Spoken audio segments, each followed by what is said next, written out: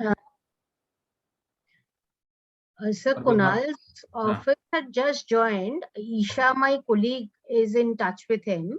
He will join in about 7 minutes from now. 10 minutes late or something. Okay.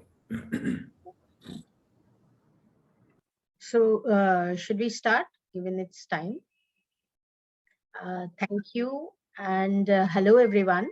I extend a warm welcome to all the panelists, speakers, and the participants to this national workshop on learning from Odisha's efforts of building resilient cities. The workshop is jointly organized by British High Commission and the Scaling City Institution for India at the Center for Policy Research in partnership with the Housing and Urban Development Department, Government of Odisha.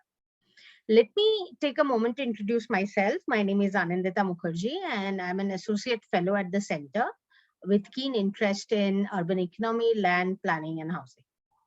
Today, the opening session has been restructured slightly to make it more interactive and so that the deliberations are much more engaging. There is a movie that will be played for summing up Odisha's efforts for inclusive and sustainable urban development, followed by a talk by Mr. Mathivatman discussing the making of the Odisha urban missions and decoding their common DNA. We then have the privilege to have Mr. Kunal Kumar, who will be joining shortly with us for his keynote address. This will be followed by the launch of the 3 knowledge products prepared under this partnership. Post this, we'll open the floor for question answers from our esteemed guests and from co-panelists, as well as the participants. Please use the question answer box for asking your questions and use the chat box for introduction as well as comments. With this background, it's an honor to invite Mr. Shantanu Mitro, who is the head infrastructure and urban development, who heads the infrastructure and urban development at the British High Commission. He has more than 30 years of development economics with strategic leadership and management experience. He has been leading FCDO's work on climate change at the regional level for Asia. Shantanu, over to you. The detailed introductions we'll also keep posting on the chat box. Please keep an eye. Thank you so much, and over to you, Shantanu. Thank you very much, Anindita, and good afternoon, everyone. In fact, it's my honor and my privilege to be asked to give the welcome address on behalf of the British High Commission. So let me just start by extending a warm welcome to all the participants from state and central governments, from think tanks, government partners, and civil society. I'm really excited about this event today. I think it's going to be very interesting, stimulating, and more than that, it's actually the topic that we're addressing today goes to the heart of perhaps the most important challenge facing India today, which is how to sustain economic growth with social justice and resilience. Why do I say that? I mean, I think, let me start by just giving a few facts and figures which I think back up that statement I just made. And let me just make 4 points by way of context. Firstly, as I think most people will understand, urbanization is central to India's economic transformation. Estimates suggest that urbanization rate will increase from 31% today to 50% by 2050, and that by 2040, India's cities would generate 70% of new jobs created and produce more than 70% of GDP. So in many ways, this illustrates that urbanization is synonymous with development. Second point is that, however, India's urbanization currently is quite unevenly distributed. Again, a few facts. Across India's cities, only 60% of residents have access to clean water supply, 48% to adequate sanitation facilities, and 1/3 of the urban population live in slums. And infrastructure and services are often inaccessible to people with disabilities. Third point, environmental vulnerability compounds the socio-economic vulnerability and inequalities, which I just mentioned. Close to half of the coastal population of India lives in urban areas and are prone to storm surges and sea level rise. 56 of the 100 smart cities in India are highly prone to floods.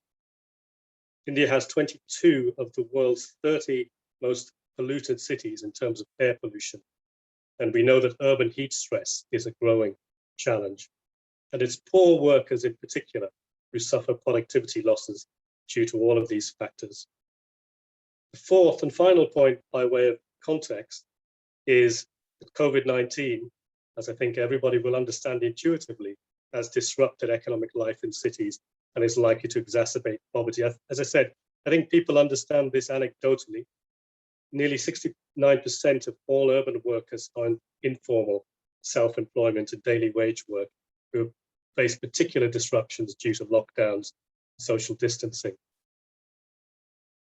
According to a recent survey by the think tank People's Research into India's consumer economy, the incomes of the poorest fifth of the population of India were 53% lower in 2021 than in 2015-16. Let me just let that figure sink in. It just shows the depth of the distress that the poorest have faced. That's a larger drop than any other quintile of the population. In fact, the richest fifth have seen their incomes increase by 39% over the same period. So there's been huge divergence. And particularly important for this discussion today, the worst affected group, according to this survey, were the urban poor.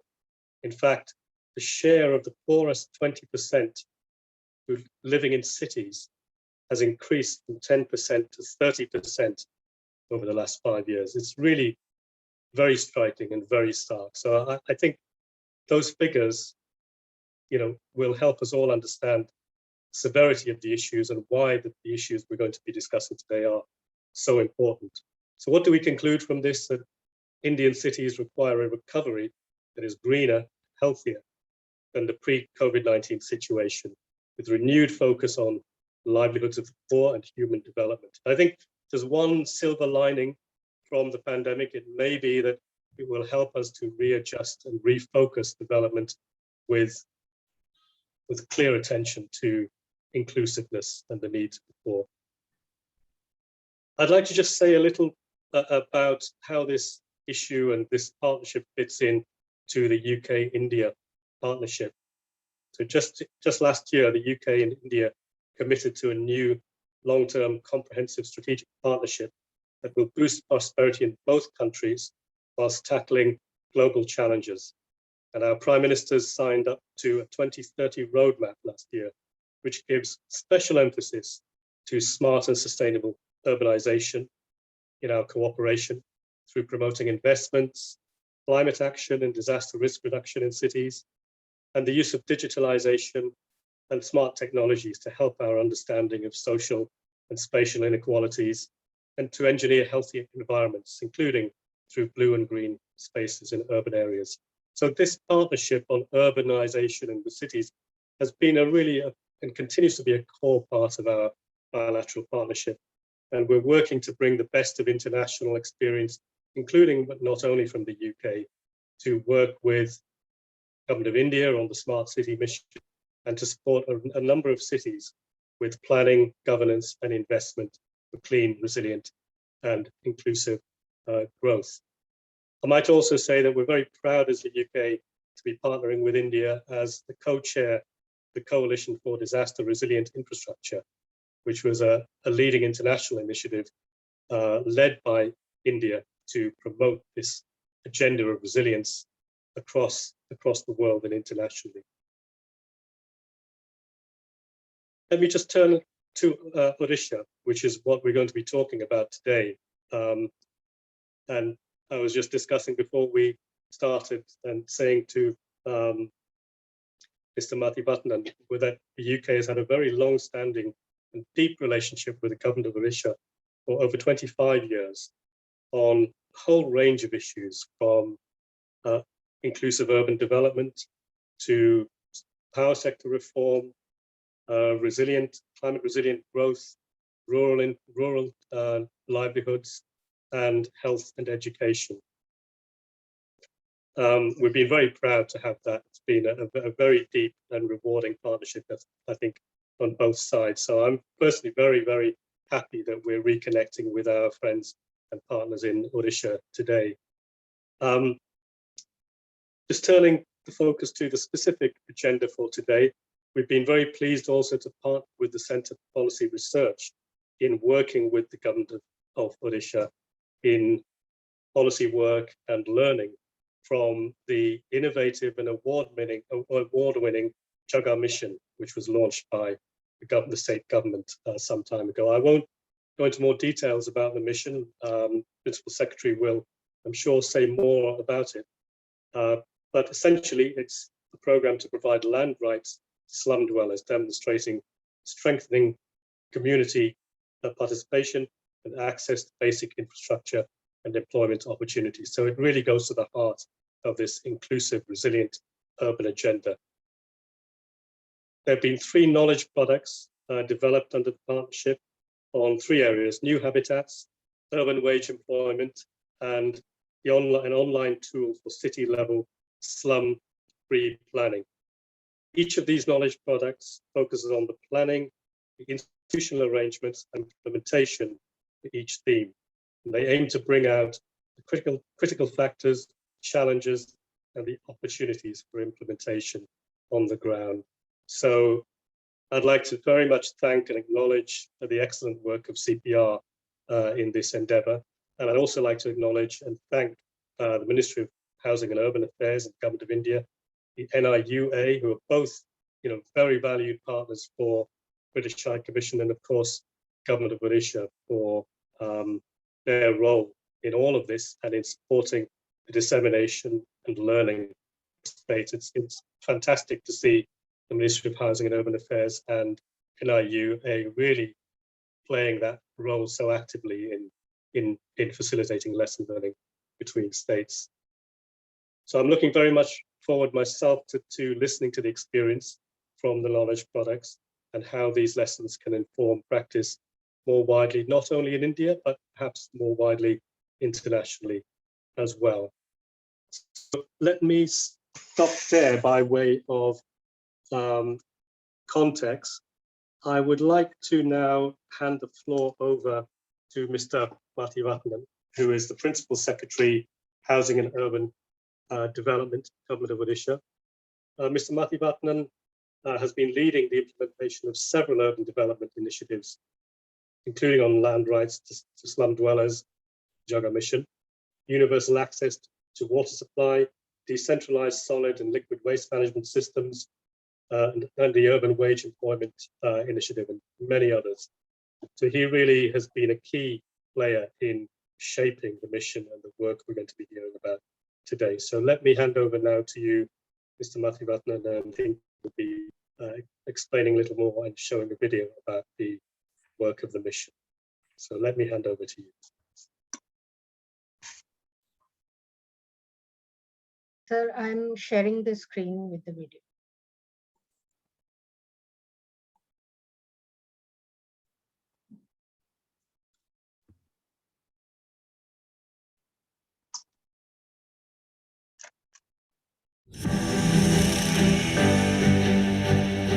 Odisha is on the path of transforming the lives of its urban citizens across all cities and towns at an unprecedented scale and impact.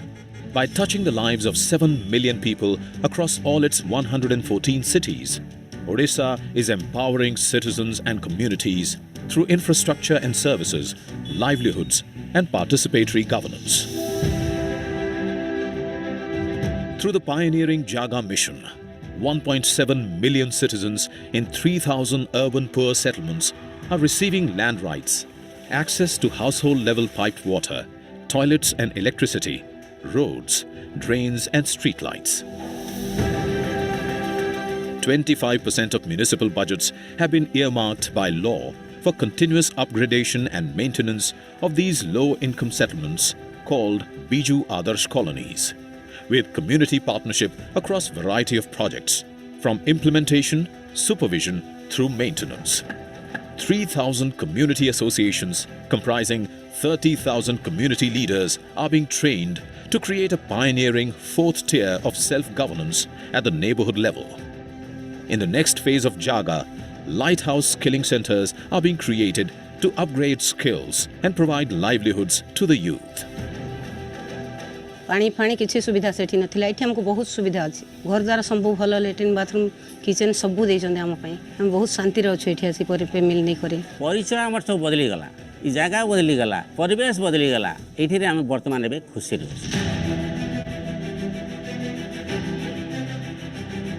34,000 Mission Shakti women's self-help and transgender groups comprising 340,000 women and transgenders are delivering over 22,000 public works projects through MUKTA, an urban wage employment scheme.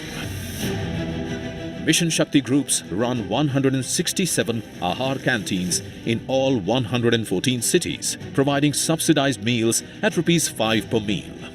Mission Shakti groups also serve as Swachh Sathis and Jal Sathis, covering over 1 million urban households for water and sanitation services.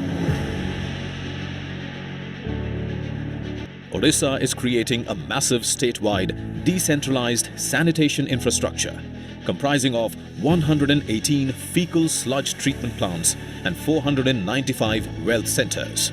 To assure safety and dignity of core sanitation workers, the state, through the Garima scheme, is formalizing and regulating core sanitation services, providing higher guaranteed wages, comprehensive social security benefits and financial assistance, and better workplace conditions, including safety and protective equipment with access to lockers and changing rooms. Odisha will provide access to piped water supply to every household in each of its 114 cities by December 2022, with 70 cities already achieving 100% household connections.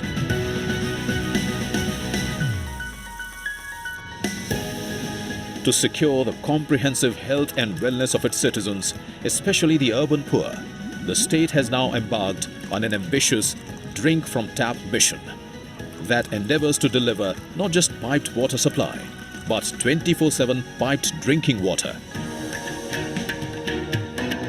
Adhering to IS 10,500 quality standards to every citizen directly in their homes.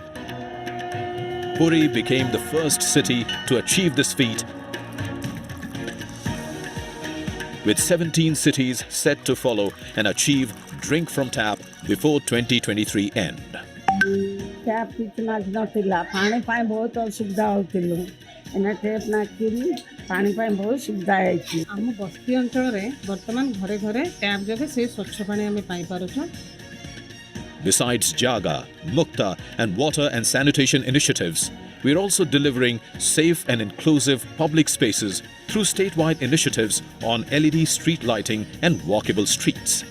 Close to 5 lakh smart LED street lights have been installed, covering 100% of urban roads, lowering carbon footprints and energy bills while improving safety and accessibility. The state has issued SURE guidelines for transformative street design and execution.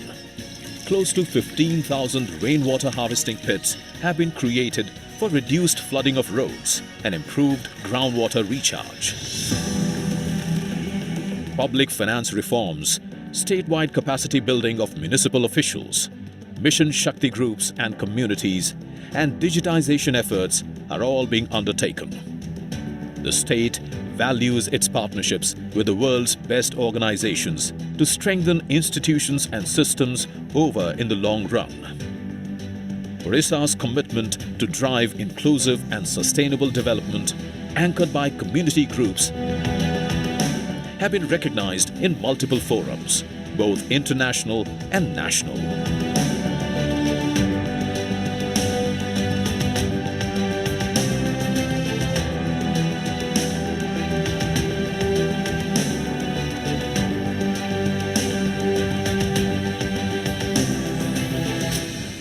The Housing and Urban Development Department, Government of Odisha, is committed to empowering every citizen and every community in every city of Odisha through infrastructure and services, livelihood opportunities, and participatory governance. By partnering with neighborhood communities, we are striving to ensure that no one is left behind in our cities, and every citizen is empowered and enabled to realize their potential and dreams and lead happy lives.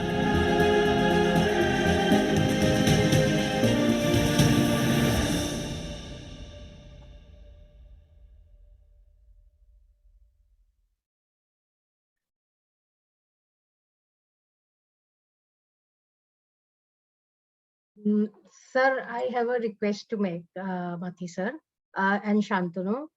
Kunal sir has an engagement at 2:30. So, Mathi sir, can Kunal sir take the floor and deliver Yeah, the please. keynote address?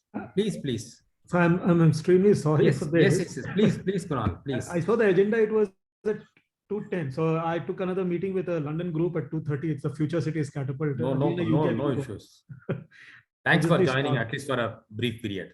Yeah, thank No, you. I'm here to just clap and hear what is happening in Odisha pretty much, and that's why I was so happy to be part of this function. So I think when you think about resilience and the topic that we have for today's meeting, what comes to mind to me is it is more process that we talk about than the outcomes. And resilience is basically about having robust processes. I think even robust outcomes are secondary, because if we have robust processes, no matter what a calamity we face or upheavals that we face or challenges that we come in our way, and those robust outcomes decline, we are again able to catch up. We are able to make good of it. And therefore, I think we need to all think as a team what makes some people, some communities, some countries, or some companies come back so soon after maybe a disaster. How can they persist and thrive in challenges while others are not able to? I think whatever differentiates people in being resilient should be understood, and this workshop and this conference should enable understanding of what are those characteristics and traits of some cities that they do this much better than others. And the more I think of it, I think it's more of processes. I think the first thing that comes to mind is, are there DNAs tuned to working in a decentralized manner? Are cities able to work with various stakeholders? Do they have joint working groups? Do they bring in people from various segments of society in their decision-making processes? So this is one aspect of the process I think is clearly a very strong element of resilience. The second element is, of course, this whole business of using data. I think now more than any time else, it's very important for us to realize the importance of data. We in the Smart Cities Mission have been, apart from all the infrastructure and outcomes like smart solar projects and water projects, and which state better exemplifies the work on infrastructure in these areas than Odisha. But this critical role of data and its ability to make our cross-functional, cross-sectoral understanding much better, visualization of what is the as-is situation much better, get various stakeholders on one common platform because they see everything in a collective fashion is very important. And therefore the ability of our cities and systems to be able to be data driven will be very, very important as far as resilience is concerned. The third thing I think about resilience, what from my experience with these 100 smart cities and my previous experience as a municipal commissioner, is things which are demand driven sustain. And most of the times we as governments are very supply oriented, and we think of solutions. We are too much in love with our solutions. Whereas one famous quote I never forget is, you should be in love with the problem you're trying to solve, not with the solution that you have created. And I think that's very important, because time and again that hits back, and we create great platforms, we create great electronic governance services, we create great infrastructure which find no users. And I have seen in Pune when the BRT was launched, cycle tracks were created. Those cycle tracks don't exist beyond a certain time because probably the demand that was needed for them to sustain was not created. So how can we be more demand driven? Then collaboration and partnerships. And this probably is a fallout of the decentralized, data-driven, demand-driven approach, that you will get into many, many collaborations and partnerships. And these may go beyond the regular experts. I think one of the best things that I learned as my practice in municipal corporations is that people on the street, people who don't associate, normally we don't associate with solutions, actually have best solutions to offer. When a diverse group of people come into a room, they bring in what I term cognitive diversity. There is so many different ways of understanding a problem that comes in, which can then be accumulated and a solution can be arrived at in an innovative manner, probably which we never imagined would have happened. And a very crude example I'll give you. When COVID initially began, very initial phases, March 2020. In Tamil Nadu, there's this Madurai city where, when faced with a challenge, massive outbreak, what do you do? They started using, it's a very crude analogy, but I'm trying to make a point. They started using lemons for sanitization. So the city, started using lemons which was a bold initiative to begin with. And that came about because of this collaborative approach. Somebody in the team, some SHG, something was mentioned in some meeting, and it took off. Then, of course, all our investments in infrastructure are at great risk because of climate change. And so our ability to work on climate change, our ability to work on cleaner fuels, to be able to drive down our GHG emissions in cities, our ability to use, the way it was presented in the Odisha's video was about the LED street lights and many other ways of, the Ujala scheme itself promotes LEDs even in housing, and the classical business model that they created around it. So those are things, and innovation in a broader perspective. All in all, I think these are the things that come to my mind when I when I think of resilience. The last bit I would want to talk about is this test, learn, and scale approach. I think as I spoke about resilience being about processes, I think resilience is exemplified the best with this test, learn, and scale approach. A lot of our investments go into systems which don't work, and sometimes those places where our investment should go in get left behind because we seldom see how our investments are responding to the actual test of ground reality, which is where the test, learn, and scale approach with even infrastructure, we've seen it with placemaking kind of initiatives. Small interventions give you great insights, and then you can roll it out across the city. So then you limit your investments, you do it in quick time, you get the buy-in, the community ownership, and then you scale it up. So then more and more ownership we create in society and cities around the interventions that we are doing. I think the more resilient we will be in future, because resilience is not a year, 2 year, 3 year, 5 year thing. Resilience is about decades and centuries of things that a city has to create. So thank you so much for inviting me to this workshop. I will just go to that UK meeting, and after 15 minutes come back and again into this meeting to see what is happening, because I'm really thrilled to be, to experience this Odisha story firsthand. Thank you so much for making me a part of this. Thank you. Thank you so much, Kunal sir, for joining us. And do come back, sir, if you have time. Thank you. Shantanu, you want to, or sir, you want to go next? Shantanu has already invited you for the talk on making Odisha's. Yeah. I can do that. Thank you so much. Good afternoon to all. Mr. Kunal Kumar, Joint Secretary and Mission Director, Smart City Missions, Ministry of Housing and Urban Affairs, Government of India. Mr. Shantanu Mitra, British High Commission.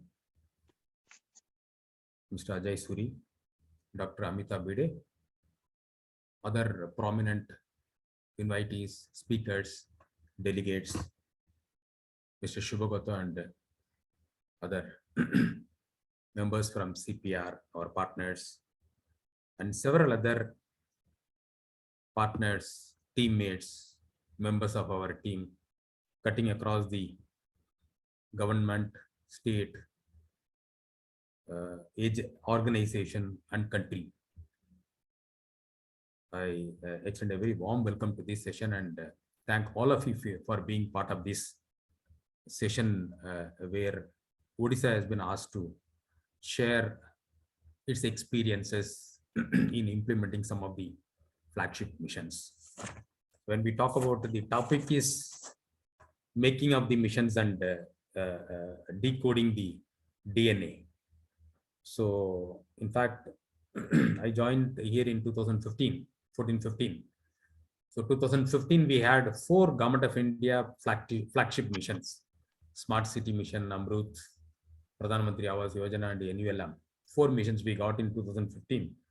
So till 2016, we were busy in understanding these missions and grounding these missions, rolling out these missions. 4 missions in a year was too heavy for us. So due to capacity constraints and the speed at which it should be grounded, and the competitive spirit behind all these missions. Smart City Mission, again, based on competition, the first 100 would get selected. So there was inbuilt competitive spirit in that. So we also fought, and then Bhubaneswar became the #1 smart city in that challenge. We were busy in 2015-16 in these missions. 2016 end, we realized the gaps in these missions. I could understand the field. 1 year, 1.5 years, I was doing apprenticeship in urban governance.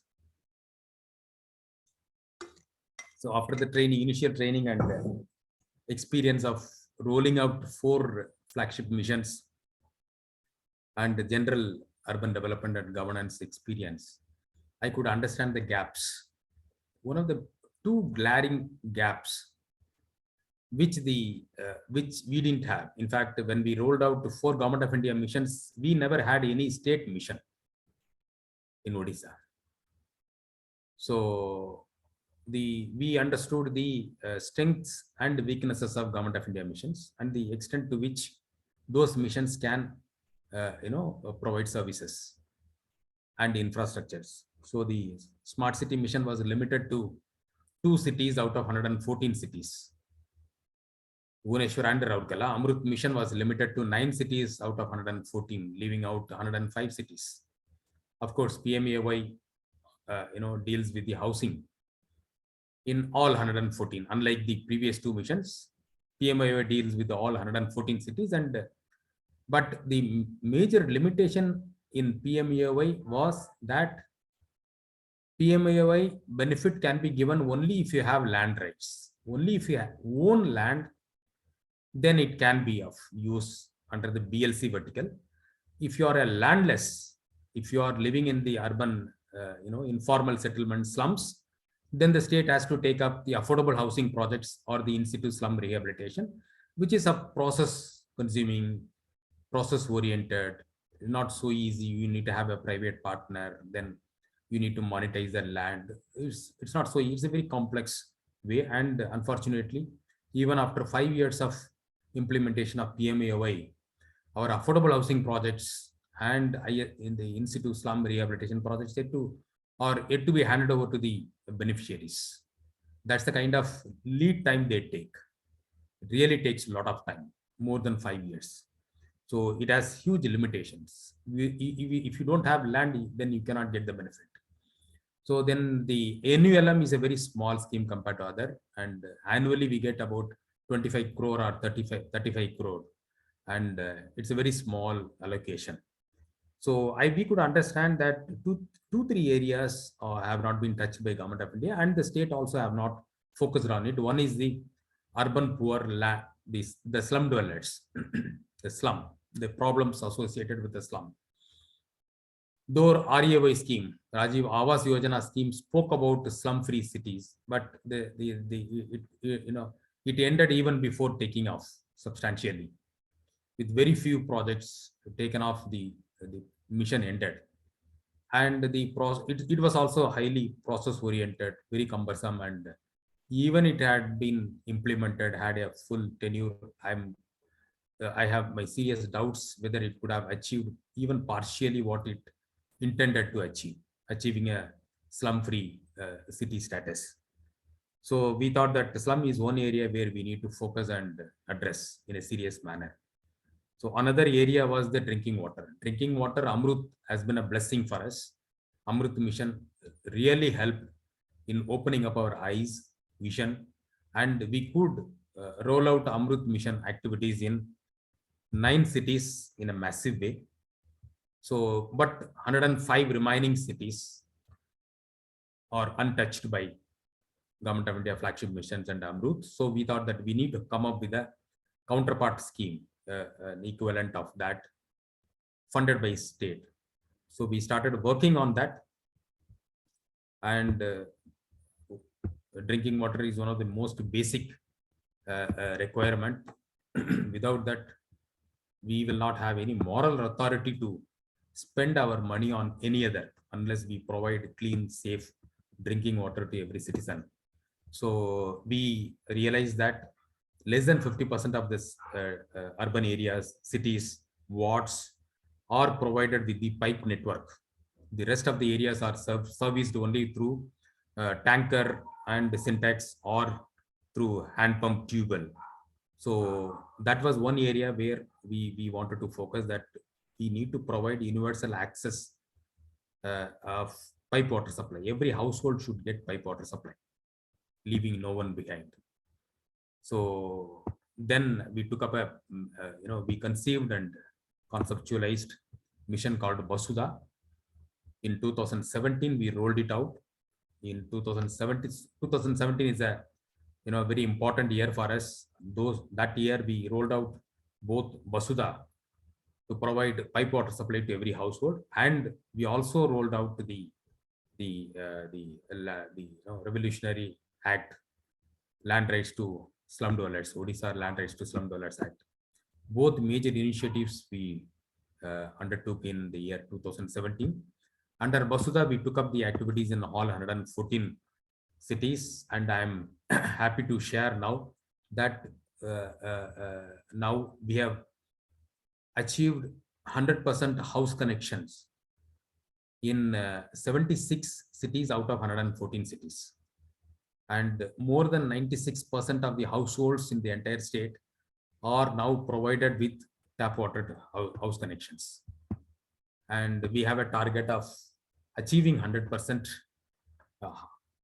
houses with 100% cities by December 2022. And having achieved that, we wanted to focus on the quality. So we took up this another mission. Next, we started with the Basudha mission, then a top-up mission focusing only on quality. We took up Sujal. Sujal is 24/7 drink from tap mission. So it's drink from tap mission. Incidentally, it is also 24/7. So that mission we rolled out in Bhubaneswar and Puri, and in the video you would have seen, in July 2021, we declared Puri as a drink from tap mission city, providing 24/7 to the entire city, covering about 2.5 lakh population and 2 crore, benefiting 2 crore tourists visiting Puri annually, saving about 400 metric ton of plastic bottle, which is consumed in the city of Puri. Now that drink from tap, conforming to IS 10,500 quality standards at the tap level, at the consumer level, is being scaled up to cover another 20 cities across the state with an investment of about 1,000 crore. Cuttack 2 zones have already been commissioned. Barampur 2 zones have already been completed and ready for commissioning. And in other cities, work has already started, and by December 2023, we are planning to complete all those 20 cities. So that's our journey in drinking water. And the JAGA mission, the objective when we speak about the decoding the DNA of all these missions, whether it is Basudha mission or drink from tap mission or JAGA mission for empowerment of the slum dwellers, or decentralized receptage management implemented in partnership with the women self-help group, transgender groups, or decentralized solid waste management, again implemented through partnership with Mission Shakti group, transgender groups, rack pickers group, or Garima scheme, which is meant for the manual scavengers, for the empowerment of the manual scavengers, or MUKTA scheme, the urban wage employment initiative, which we started in 2020 in the wake of COVID. So all these schemes, if you see the underlying DNA in all these schemes would be the decentralized approach and community empowerment, the empowerment of the most vulnerable sections of the society, be it slum communities, be it women collectives, be it transgender or the rag pickers.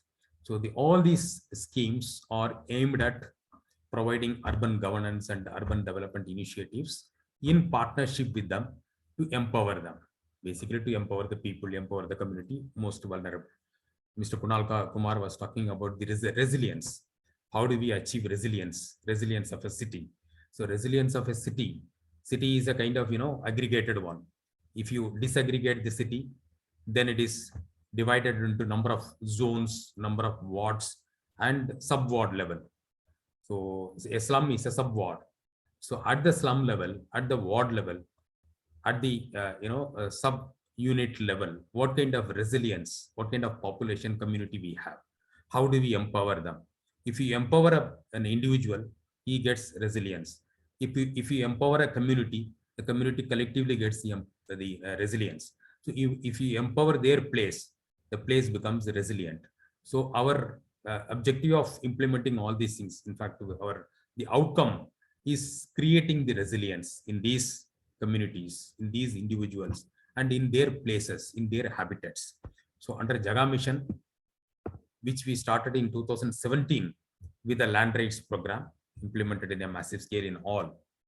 So now we have crossed 1,75,000 families provided with the land rights certificates, and about 600-700 the erstwhile slums upgraded with infrastructure and services and declared as non-slum, or we call it as a delisting process, whereby a slum becomes a neighborhood community, neighborhood habitat called Biju Adarsh Colony. And so about 700-800 slums have been upgraded and delisted, and and other slums are in the process. So and wherever the slums cannot be settled with the land rights, so we are creating new habitats in a locality very close to their existing location, again with full community partnership and participation. A new habitat voluntarily with their partnership is created, where the in situ land rights cannot be granted due to security reasons, or if the land is railway land, if the land is defense land, or if the land is proximate, or if the slum is located in the floodplain or the river bank where the land cannot be settled and should not be settled. There we are creating the new habitat, but the program is implemented only with their consent, with their partnership, and they create. It is actually a co-creation by the community, and the government facilitates. In fact, Mr. Kunal Kumar was talking about the process, how we implement a program, how the demand creation is very important. So here, when we talk about the water supply program or slum empowerment program, JAGA Mission program, or other sanitation programs, our efforts went into creating the demand, empowering the communities, making them strong, making them feel making them feel the need for growth, need for improvement, and then they start working for it. They start demanding it, and we become their partner. In fact, recently we have been organizing JAGA Sampark in all our slums. In fact, it's another slum dwellers empowerment initiative, wherein the urban local body signs memorandum of understanding with the slum communities, that the slum communities become the fourth tier of governance. They become the partner in the governance process, and a formal MOU is signed between the executive officer of the urban local body and the president of the Slum Dweller Association, that the Slum Dweller Association is recognized as the fourth tier of governance and a partner in the governance and the development process. And the 25% of the municipal budget is earmarked for the urban governance, and they would get financial resources for creating the urban infrastructure and operating and maintaining those infrastructures located within the slum. And it also formally declares that the assets and the infrastructures located in the slum, like your paved road, the constructed drains, the LED street lights, the water supply infrastructure, the common infrastructure like the community center, the open space, developed open space, the children play area, the park, all these community assets and infrastructures within the slum. The slum dweller association take custody of that.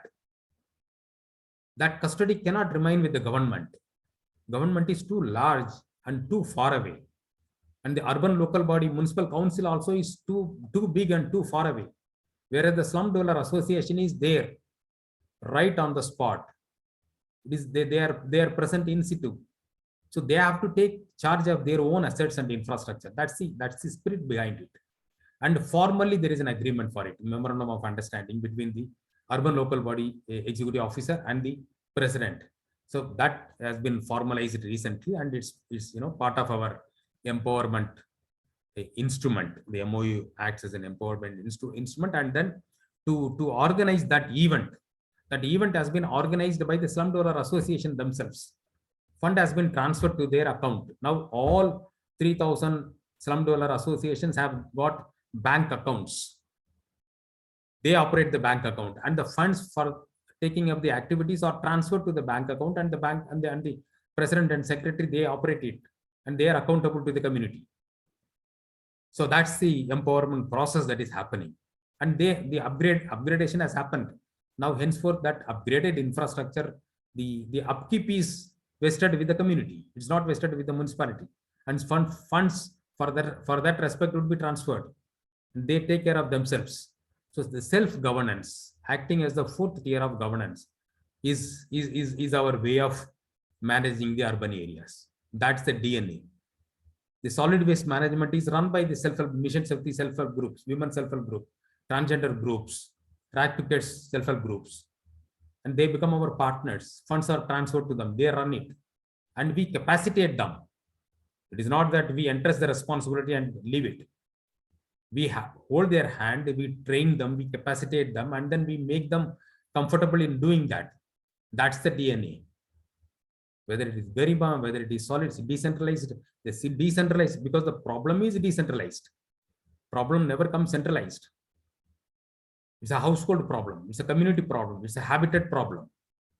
So we tend to centralize it and make it unmanageable because of the scale and the size. If you treat the problem as decentralized and easy to manage, only thing you have to have that kind of institution at the decentralized level to handle it, to cope with that, with the authorization, with the delegated powers. So that's the spirit with which we created the ward office and ward officer. That's the creation in 2019.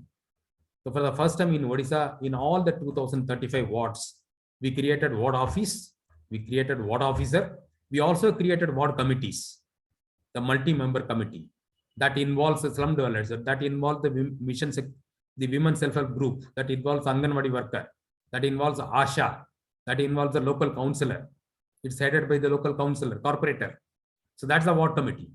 So the sub-municipal council level governance had to be strengthened. The decentralized governance, that is the true spirit of 74th Amendment. So we need to go much beyond the third tier of governance. That's what we are doing.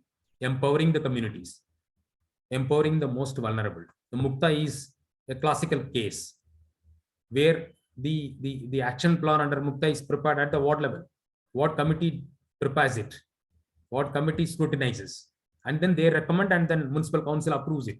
Again, it is implemented by the mission Shakti groups within the ward, within the community. They implement. They are our partners. It's a contractor-free program. So that's we started with the urban wage employment initiative with the initial outlay of 100 crore, then 200 crore. Now that scheme has become a regular scheme, permanent scheme with 1,000 crore investment. That's how that's a classical way of our implementation. We started in a smaller scale, pilot it in a limited area for learning purpose. We go with a tentative template, work with the community, implement in the field, get the insights, get the experiences, get the learnings, fine-tune the program, fine-tune the implementation process, and finalize the template, fine-tune the template, and then scale it up in the entire state. All our programs have been implemented like that. That's the DNA of our implementation process. So JAGA Mission has been implemented like that. Vasudha has been implemented like that. Drink from tap has been implemented like that. Even the solid waste management, liquid waste, all follow the same process. So that would, I would say that is, that's one of our success mantra. That JAGA Mission, which has been implemented, JAGA Mission is the world's largest slum titling and slum upgradation program implemented with a population of 17 lakh people. So in the land rights program, where we gave land rights to more than 1,75,000 families, not even a single litigation has come up. That's because of the very strong community linkage, community partnership, community-led, community-centric process. Though, but with scientific, tools, technology, adopting them, and then empowering, capacitating the community. That has resulted in achieving litigation-free, dispute-free process. So by and large, these are the how we conceptualize the scheme, keeping the need of the people at the core of the program, keeping people at the center, and making people as the partner, the community as the partner. Majority of our programs are contractors free program, because these are all grassroots level, decentralized solutions, smaller scale. So you don't need big contractors. Our community members can become the implementing agencies. If required, they will engage the skilled manpower, the required manpower, and implement the work. That is how we implemented 15,000 rainwater harvesting structures. That is how we implemented, more than 20,000 works under the MUKTA, under the Urban Wage Employment Initiative.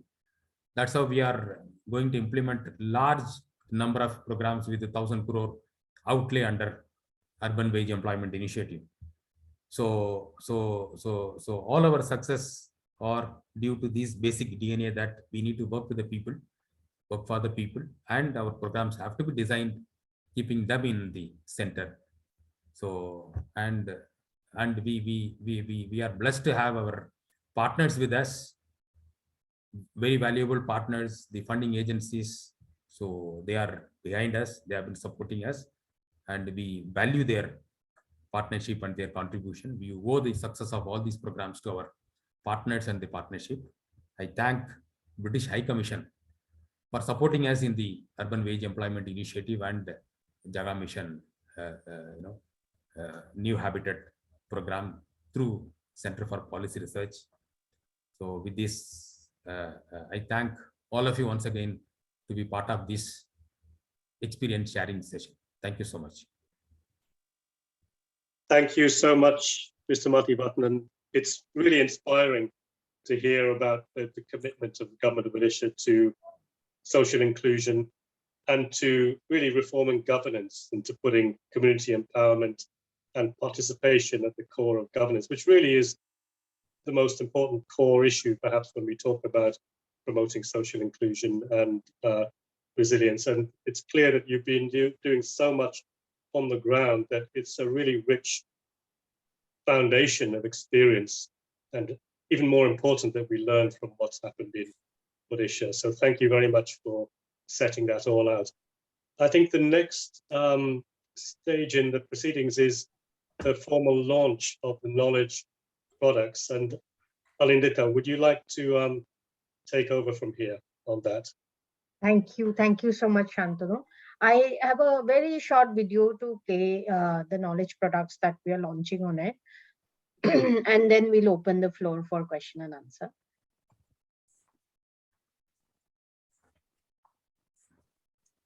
Just give me a second.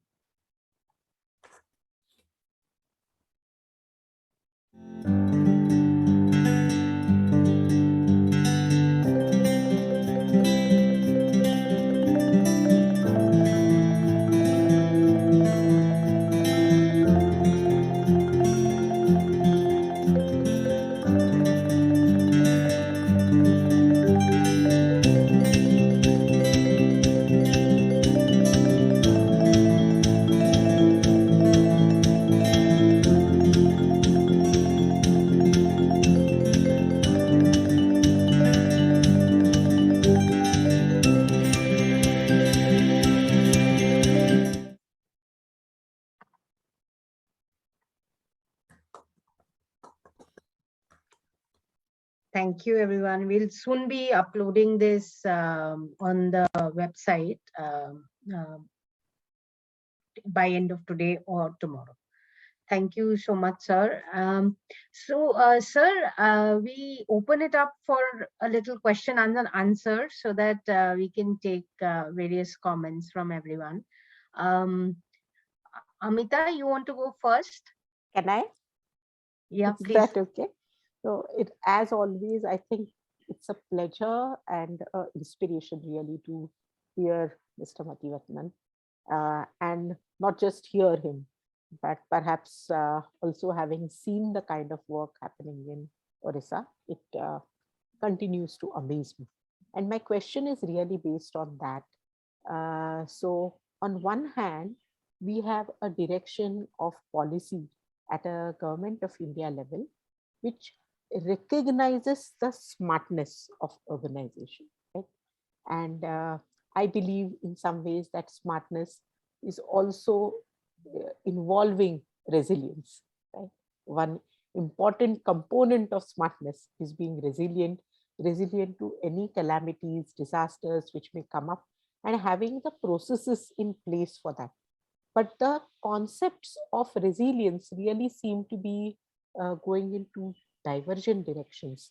So in Odisha, what you have described, Mr. Mativatnan, is really a resilience which is trying to build partnerships on the ground, and a variety of partnerships with corporates, partnerships with bilaterals, partnerships with communities, most importantly, where you're also saying that you're trying to build up a fourth tier of governance, and a fourth tier of governance which was earlier previously conceptualized as no different from perhaps the third tier of governance in urban areas.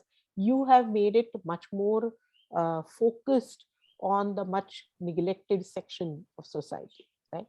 So this is the direction in which Odisha is going, right? And looks at resilience. On the other hand, if we look at the smart cities mission, it has talked about much more individuated participation.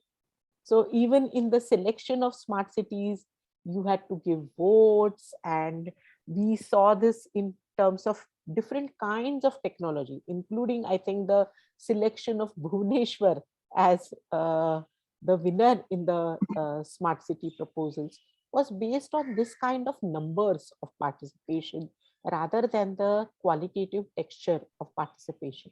And the overall smart city program then is a much more corporatized form of governance, trying to move away from municipal governance. So can you tell me, I think my question is really based on how do you see resilience in all of this, and how important it is to reform the existing model, this 74th constitutional amendment focused municipal corporation or municipal institutions. Both of you are trying to reform it in different ways. And how much has resilience got to do with it?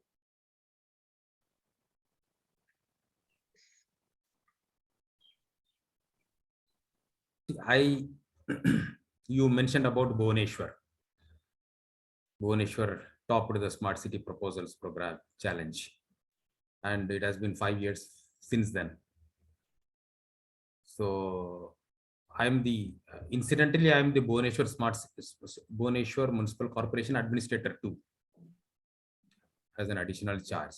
So I'm also Vice Chairman of the Bhubaneswar Development Authority. So I play a major role in the city governance, city administration, apart from the main charge. So what I see is that there is a need to integrate the smart city governance structure with the municipal corporation. So initially, I am aware that a corporatized structure SPV model has been proposed to facilitate easy, quick implementation of the smart city projects, the smart city mission program. So now, in fact, I've been insisting, and we are getting it done, that the smart city company should be manned by corporation officials. That is how we integrate. Whether it is a project division or operations division or technology division, instead of creating an independent structure there, independent teams, rather you have experts in the smart city divisions, but those teams should be headed by the municipal corporation senior officers, so that there is integration between the corporation and the smart city. Smart city company exists for the corporation, so it has to subserve the municipal corporation, and smart city company has a very limited role, very limited purpose. Municipal corporation is a perpetual body. So that's the reason that I always insist that municipal corporation should take charge of smart city mission, smart city way, that SPV, the company, and should integrate that with the corporation. And then the smart city activities also should spread beyond the ABD area. It cannot be. ABD is only to create a lighthouse effect, an inspiration. That's okay. Now see, that's what we are doing. See, now as part of the Drink from Tap mission, we have adopted smart water management system. Smart water management. So you take 100 smart cities in the country. There may not be one smart city which is implementing smart water management. That's the most important sector where you have to adopt technology. Use the smart technology. That when you receive water at your doorstep, in your kitchen, what is that quality now? What is the real-time quality? That has to be monitored. When your supply point is far away, several kilometers away, your treatment happens several kilometers away, whereas you are receiving water at the your kitchen and then you are using it. So what is that quality? Do we have technology to monitor it? What kind of technology? That is where you have to have the technology. Smart technology, that's what we are doing. So the urban roads, smart roads is a wonderful concept, providing equitable distribution of rights over the road, not monopolized by the automobiles and big vehicles, giving equity to the pedestrian, to the cyclist, to others. So that concept is a wonderful concept which we have taken from smart city. And now that we have localized that, contextualized that, and we have come up with our own program called SURE program, Smart Urban Road Execution. So that we are implementing in 10 cities in Odisha now. About 80 kilometers of roads are under implementation. So now we are scaling up the smart city concept. So that components of smart city, not that everything is, we are not, scaling up the bicycle sharing program. Again, Mr. Kunal Kumar was mentioning about whether it was demand driven based, whether people wanted that. So what is the usage of the cycling track? It is, but it was a templated one. All cities implemented that, but that we are not able to scale it up, not able to use it in Bhubaneswar itself. So now, but there are other good components in smart city, which we are scaling up and taking it to other cities also, making every city smart city, not limiting it to the cities under smart city mission. That should be the approach. We have a command, central command and control center, the high-tech one. That's a wonderful concept. You can see what is happening remotely.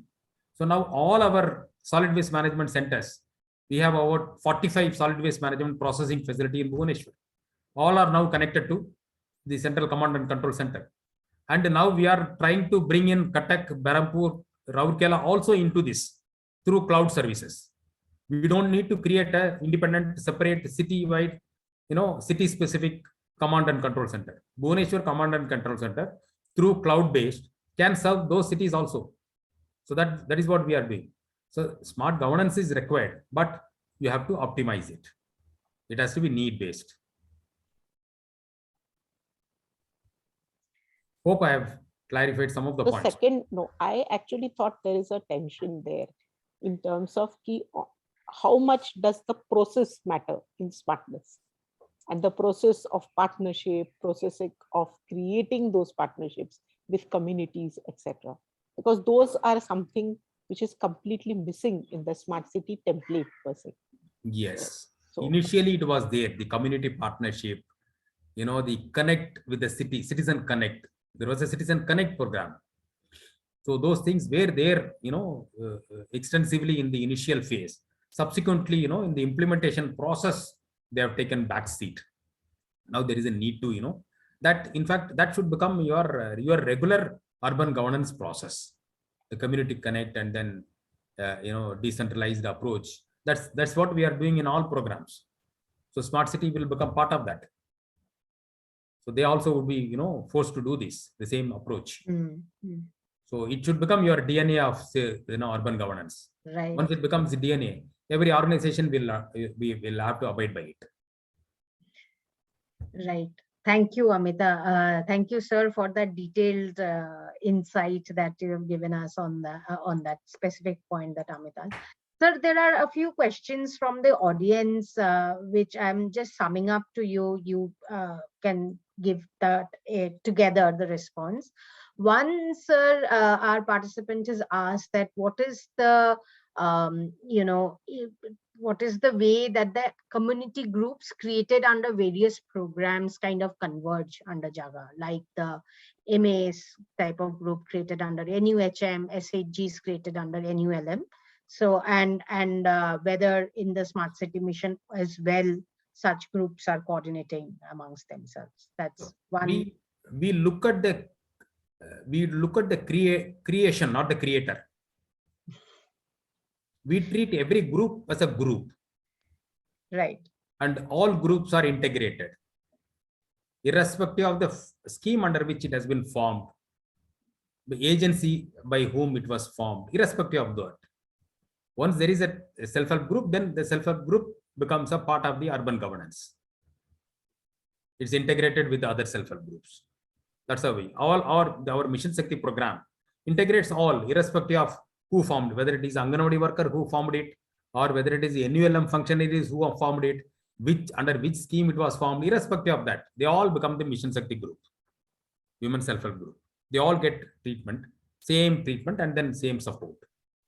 Right. That's how we integrate them in programs.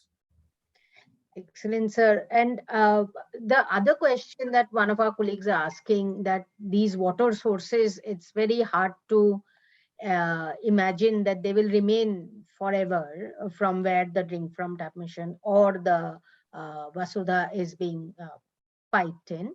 So our colleague is asking that what are we thinking about preserving, or how can we find alternate water sources? That was another question, sir, from the audience. When it comes to drinking water, providing drinking water to everybody in pipe water supply. So if you take any city, any state, those who can afford, the rich, all will have access to pipe water.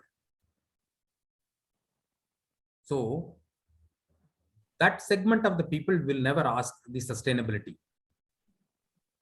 When you want to provide tap water connection to the slum households and the poorest of the poor, then people would start worrying about how do we sustain it, from where we will get that water, how much it would cost, what would be the O&M cost, all those things. The basic psyche, Indian psyche, is that as long as I get, I have no problem. And others are getting, then I will start questioning. So see, drinking water per capita per day is only 135 liters. You know how much water is being wasted in the country today? You take any city, not less than 40 to 50% of the produced water is wasted in the pipelines, in the transmission and in the distribution or commercial. That's the kind of wastage. 50% we can roughly say is the wastage across the country, any city. If you can plug that leakages, you can stop it. You can provide water supply to every household, every citizen, without increasing the cost. Because you are already producing that much water, but being wasted. That's what, in fact, we have done in Puri.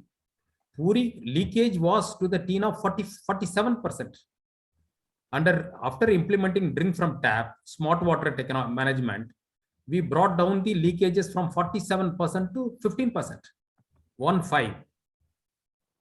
And earlier the revenue collection was almost 40%, 35%. Now revenue collection, water tax collection in Puri is almost 100%. I won't say even 99%, it is 100%, including the slum households.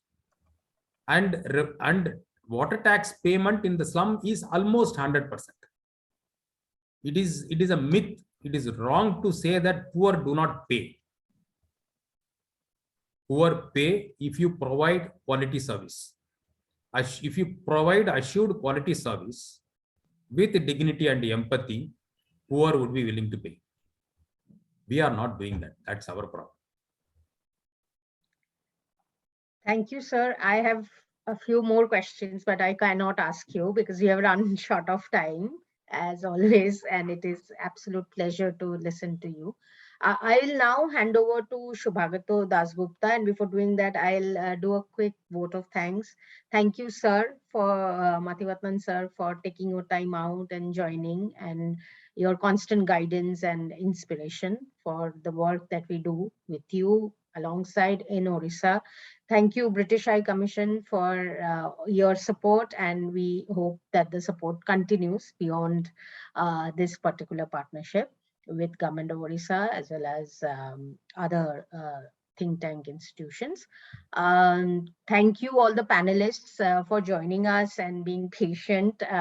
We'll soon go and start the next round. And thank you participants for all your questions and questions that you are putting in. It makes us think even harder and think through the work that we do even harder. Thank you for those. And thank you, everyone. I specifically like to thank Debolina, Daljit from the British High Commission team, Shobhik, Shantanu for joining us today and being such a constant force behind this work. And the knowledge products and all the presentations in this workshop will be shared on the event page of CPR and as well as FCDOs. Please bear with us. By Monday, we'll have everything online to access. Thank you so much, everyone. And now I hand over to Shubhagatu to start the next session. Thank you. Thank you very much, Anandita. Thank you very much, Shantanu, and such a delight to hear you as always, Mr. Mathivatnan. We look forward to your contributions during the panel discussions too. The panels have been organized, one on the new habitat and the spatial planning work that kind of underlies some of the processes in the JAGA mission. And the second panel on the learnings and lessons from UWEI. We've been fortunate to be working on both. And these processes are being adopted and by other state governments too. And there's a very vibrant discussion around these two topics in the current time. So in that sense, these two discussions are quite timely. The first panel, the one that I am fortunate to moderate before I hand over the second panel to Daljit from the British High Commission, is about new habitat planning and using geospatial smart tools to help do land exchange and new habitat in the JAGA mission. We are fortunate that we have a very rich panel of practicing planners who've been associated with land planning for a long time. Madam Mani Miklai is a senior planner from the Tamilnadu Urban Habitat Development Board in Government of Tamil Nadu. She brings more than 20 years of experience of working inside government and looking at planning issues in Chennai and elsewhere across the state. Tamil Nadu, being a very highly urbanized state, has had years and decades of experience on it, and we are delighted that she will be able to join us today. We have Madam Anup Kaur, who is from the Punjab PMIDC. under the local government department in Punjab, and has been spearheading the work on land rights to slum dwellers in Punjab with what is known as the JAGA Mission. We are delighted to have you on board, Anup. And last but not the least, Ajesh Suri from the National Institute of Urban Affairs currently, who has also been part of this on slum upgrading. He has held various national, international profiles, is very well aware of all the international work that happens in this area, has a long experience on it. And we are also delighted to have him here because he's been part of two award panels, which did award the JAGA Mission very highly. So we are delighted to have you here, and we want to also hear insights from what might have been under wraps earlier, but we would be delighted if you could tell us a bit about some of those discussions. But to kickstart the discussion, we have Dr. Antarin Chakraborty from the CPR, who is also a state team leader from CPR side on the JAGA Mission. Antarin is an urban planner, significantly works a lot with technology, has a from the SPA, but in New Delhi, but also has a PhD from the Norwegian Institute of Science and Technology. I'd like to invite Antarin first to give us a 10-minute presentation around how the planning exercises that power the land rights issues and land exchange and new habitat have been developed, and some insights about it before we open it up to the rest of the panel. Antarin, over to you. Yeah, thank you very much, Shubhagato, and good afternoon to everybody. And wonderful to listen to talks I always enjoy, and lucky to have a lot more talks than other people can hear here because I'm based in the JAGA Mission. So I will just share my screen. Just let me know if it's working. I don't know. Does this work? Okay. So, I mean, I was given a title called Online Tool for City-Level Slum-Free Planning, but I thought 1,000 Leaves sounds more poetic. And since this is a very nice and august assembly, I thought I would also introduce another panel member who has been one of the greatest minds in the world of urbanism and sociology and critical urban thinking, whom I think Mr. Mathivatnan would have particularly enjoyed discussing with, and who I think would have loved to know more about JAGA Mission. So I'm talking about Henri Lefebvre. And Lefebvre said something which, in a very interesting paradox, is very connected with, has become connected with the presentation and with the work we do. So Lefebvre said that urban situations, the aspects of urban inequality, social justice or injustice, so complex, so important, so crucial, and yet any attempt to understand them is almost like trying to understand the layers of a particular French flaky pastry called le millefeuille, which means 1,000 layers, and there is an image of the pastry, and you can see that the top layer of the pastry does look a bit like a GIS map, and then there are 1,000 layers below it. Very tasty, no doubt, but if you're trying to understand it, formidable. And Lefebvre said that you cannot understand urban reality from a purely mathematical, Euclidean, Cartesian kind of system. However, very interestingly, the huge amounts of geospatial data that get created today in the development sector, and something that was mentioned also in Mr. Kunal Kumar's talk earlier, and particularly from the experience of JAGA Mission, which has created vast amounts of geospatial data, but extremely relevant geospatial data for the sake of doing something which is very closely bound with social justice. It can be said that these kind of technologies do indeed help us to unravel the mystery of the flaky pastry. And so we will continue and see a bit about that, since we have only about 8 minutes, I think. So JAGA Mission has, as often we have discussed in various forums, brings geospatial technologies and community participation together. It also brings it together with a tremendous focus. It's not just preparing GIS data for the heck of it. It has a very, very clear goal, and that goal was initially to identify, to properly map slums so that land rights could be given in the shortest possible time to the largest number of beneficiaries. And of course, that has led to JAGA Mission and Odisha government, HNUD, creating probably the largest, I think, high-resolution geospatial database of slums anywhere in the world. I don't think this amount of understanding, detailed understanding, spatial understanding of slums exists anywhere else. Largely some big cities and all are covered generally. And simultaneously, it is not just the creation of this data, but the preparation of this data is linked with the activities of community organizations on the ground. It is not just altruistic. Of course, it is altruistic, but it is also extremely pragmatic and functional.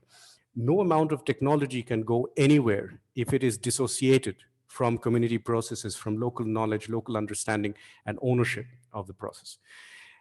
But what we want to do also is, when we are dealing with a mission of the scale of JAGA, there are limits to how much pure data management and data collection, largely through manual or existing familiar processes. We have reached scales which require very different ways of looking, and that is exactly also what. So JAGA Mission is very interesting because JAGA Mission needs technology and community interaction for the sake of its own functionality, but the technology also needs missions like JAGA in order to prove its relevance. Otherwise, it's basically for nothing, maybe making some apps and games. So when we see, I mean, how do we move from data collection, storing to a level of spatial analysis and decision making where we can actually overcome problems that we face? So let's say when you have layers which only show you slums, it's very commonsensical. I mean, we don't have to go very complex, just visual. But if we can see the slums together with revenue parcels, right? Even now we don't know much. We just see slums. We just know where is government land. We add layer upon layer upon layer of understanding. What if we could also see the slums together with the city grid? What if we could see slums, points of water, and overlay them on terrain maps, digital elevation models? What if we could overlay existing land use plans that exist with the municipalities, maybe old ones, maybe some older ones, but trying to get a sense of how development of a city was conceptualized. But now we are not seeing just the land use map, we are also seeing the locations of the city, of the slums, something that gets often missed out. They almost as if they exist in different worlds. The master plans often do not acknowledge slums or low-income areas, informal settlements adequately. Similarly, we would like to see them with satellite grids. We would like to zoom in. We would like to see exactly what's happening on the ground at multiple scales. So we need an understanding, and we need to take the data that exists and create systems of analysis, of decision-making that operate at multiple scales simultaneously. And so that we can see the relevance of each, we combine.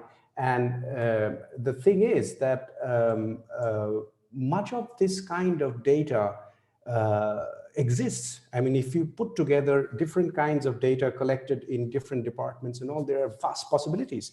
For example, in JAGA, we collected data of slums. But when we come to, let's say, different kinds of verticals, where when we try to convince municipalities about concepts of slum, what does it mean slum free? What does it mean slum proof? They need to look beyond what they are habituated to.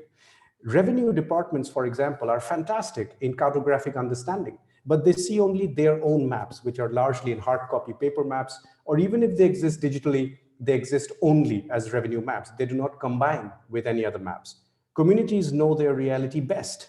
But why should they stay outside this thing? What is so rocket science like in this that community itself cannot? In fact, we found that one of the most deprived slums in Odisha, that of Nulia fishing communities, are naturally geniuses when it comes to GIS. We wondered later, and then we realized it's obvious because they're fishing people. They are extremely good naturally with coordinates, navigation and things. So they understand. Similarly, slum dwellers at municipal staff, it's about bringing people together and a tool as a platform for communication. A critical case of this was in our, I think I would have to minimize Shubhagato a bit. Of new livable habitats, which deals with a sensitive issue of JAGA Mission. JAGA Mission is explicitly an in situ upgrading and in situ land rights program. But as Mr. Mathivathan was saying, there are some slums located on very environmentally hazardous zones or bang on along railway tracks. And when railway department will come and evict, there is not much the city government would be able to do because railways are pretty strict on that. So why wait for railways to come and demolish the slum? Why not take preemptive action? Why not see and predict at a state level thing and use the data that exists, use technology that exists to predict? So we combined JAGA layer with various other kinds of layers. For example, HNUD had a very nice database which we used for this, which was maps prepared by the Odisha Space Application Center and then passed on to HNUD, which contain details of government vacant land availability. Now that helps us tremendously because when we are looking for alternate land for a slum that is facing imminent eviction or perhaps has been evicted, then one of the main problems is where is the land? And oftentimes cities may say, oh, we don't have any land. Now they may not be deliberately hiding anything, they may just be unaware because the data would be there in paper maps with their respective tehsildars or revenue inspectors. They will pass on the information to the municipal executive officer that no, land does not exist. But they are often not able to see the things in totality. But if we combine the layers, we can see, for example, it's a bit small here, but there are 2 slums here. And these pinkish patches are all vacant government lands that are there in the ORSAC. So you can combine the JAGA data and you can combine the ORSAC data and you can get sense of which vacant land parcels are closest to the slum. Then we initiate a discussion with the slum dwellers, initiate discussion with tehsildars and all, and do that.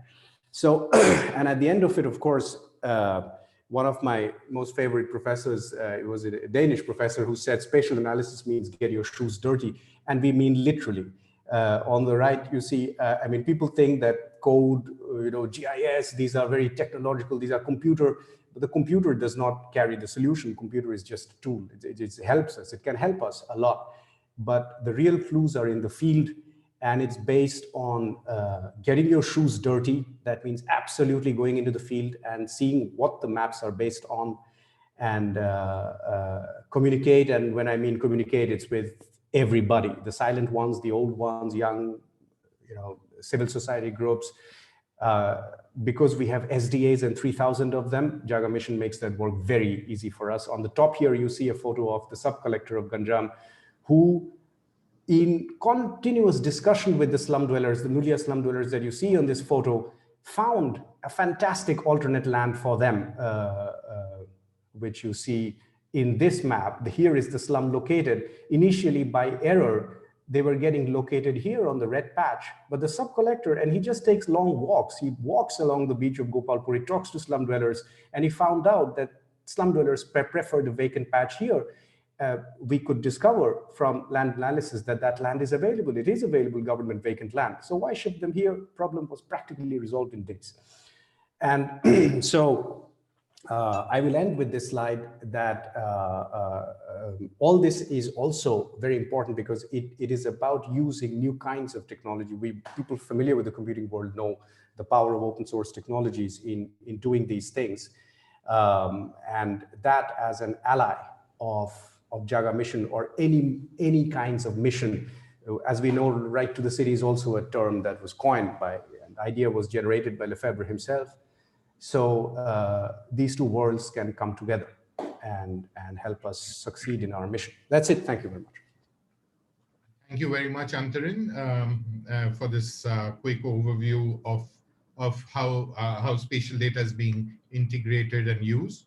I'd now like to invite Madam Mani Miklai from the government of Tamil Nadu to give us a little bit of a background of both the slum level work that's happening in Chennai and more widely in Tamil Nadu, as well as the planning challenges that she feels needs to be addressed and how spatial planning can help with that.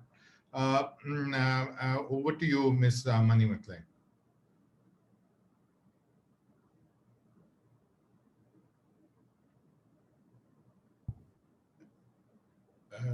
We can't hear you, Ms. Mani Miklai.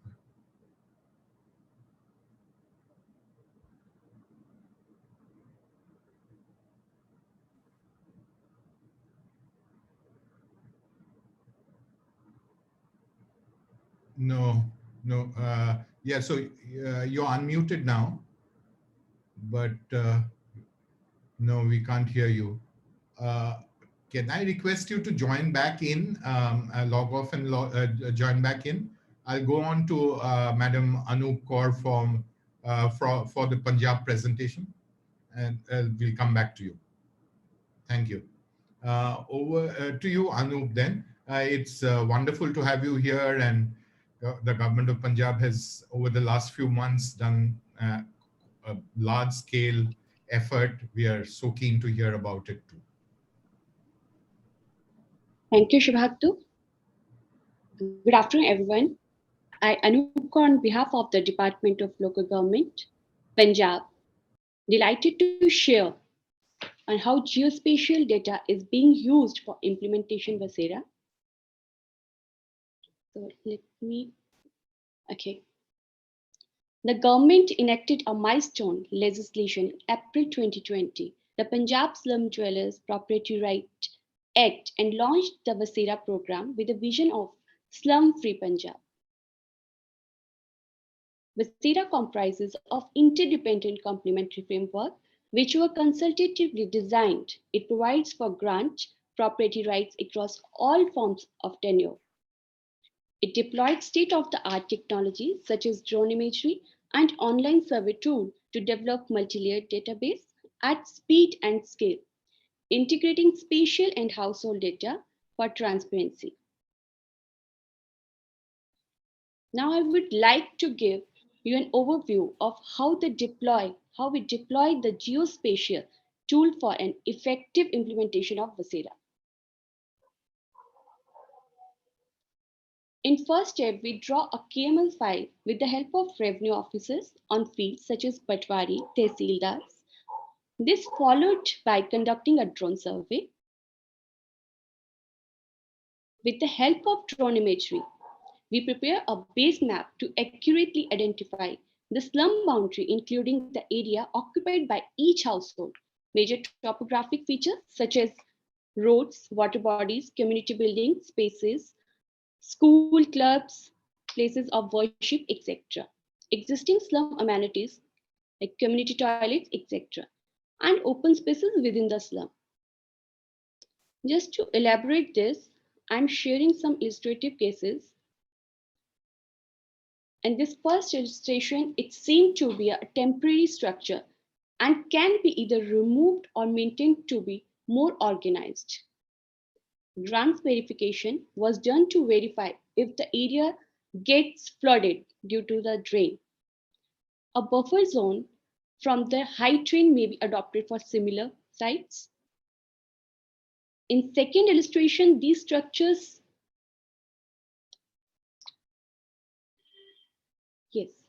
These structures seem to be located very close to railway tracks. Field verification was done for assessing the exact distance between the railway tracks and slum household to ensure their safety and security. We checked tenability analysis through the JAs and other field officers. In third illustration, high tension electric wire is dangerous close to the slum settlements. Same, we have done verification to understand the number of households that would require intervention. In some cases where the houses are pakkas, we move these, relocate these, we try to shift these in high tension wires from that slum site. We seek permission from the concerned department, or otherwise if there are some kacha houses, we try to relocate them. Moving back to the implementation process, superimposition of Shajara cadastral map and drone imagery to identify the actual slum boundary in consultation with revenue department and slum dwellers, and ascertain the existing ownership details of the slum sites and slum household on the occupied land. The area showing in yellow color is in the jurisdiction of police department, and in green is under provisional government. It helps us to take NOC and seek the comments from the concerned department as this present case.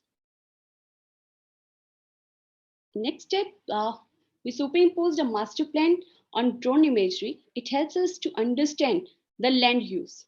That slum site falls under the residential zone or commercial zone. Our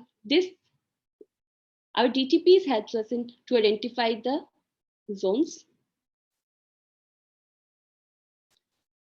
Next one, the collected household survey data integrated with the spatial data collected from the aerial survey to create a multi-layered database and comprehensive list of slums in the state. The GIS-MIS integration is prepared at 2 levels: slum level with city base for tenability analysis, the household level with slum base. This aids in preparation of the DPR and dynamic dashboard for real-time data visualization and status monitoring for the decision-making and performing analytics. In less than a year, the program is fully operational with around 9,500 households across 164 ULPs being accorded property rights, and nearly around 15,000 households identified to grant of property rights have been processed. With this, thank you so much. Shubhaktu.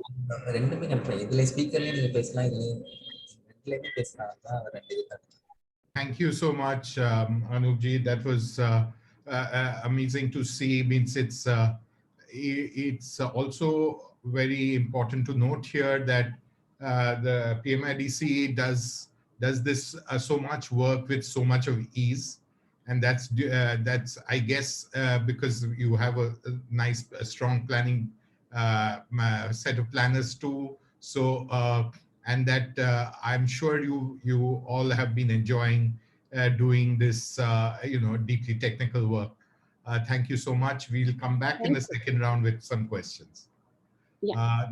Now I'd like to request Ms. Manimeklai. I guess we should be able to hear you now.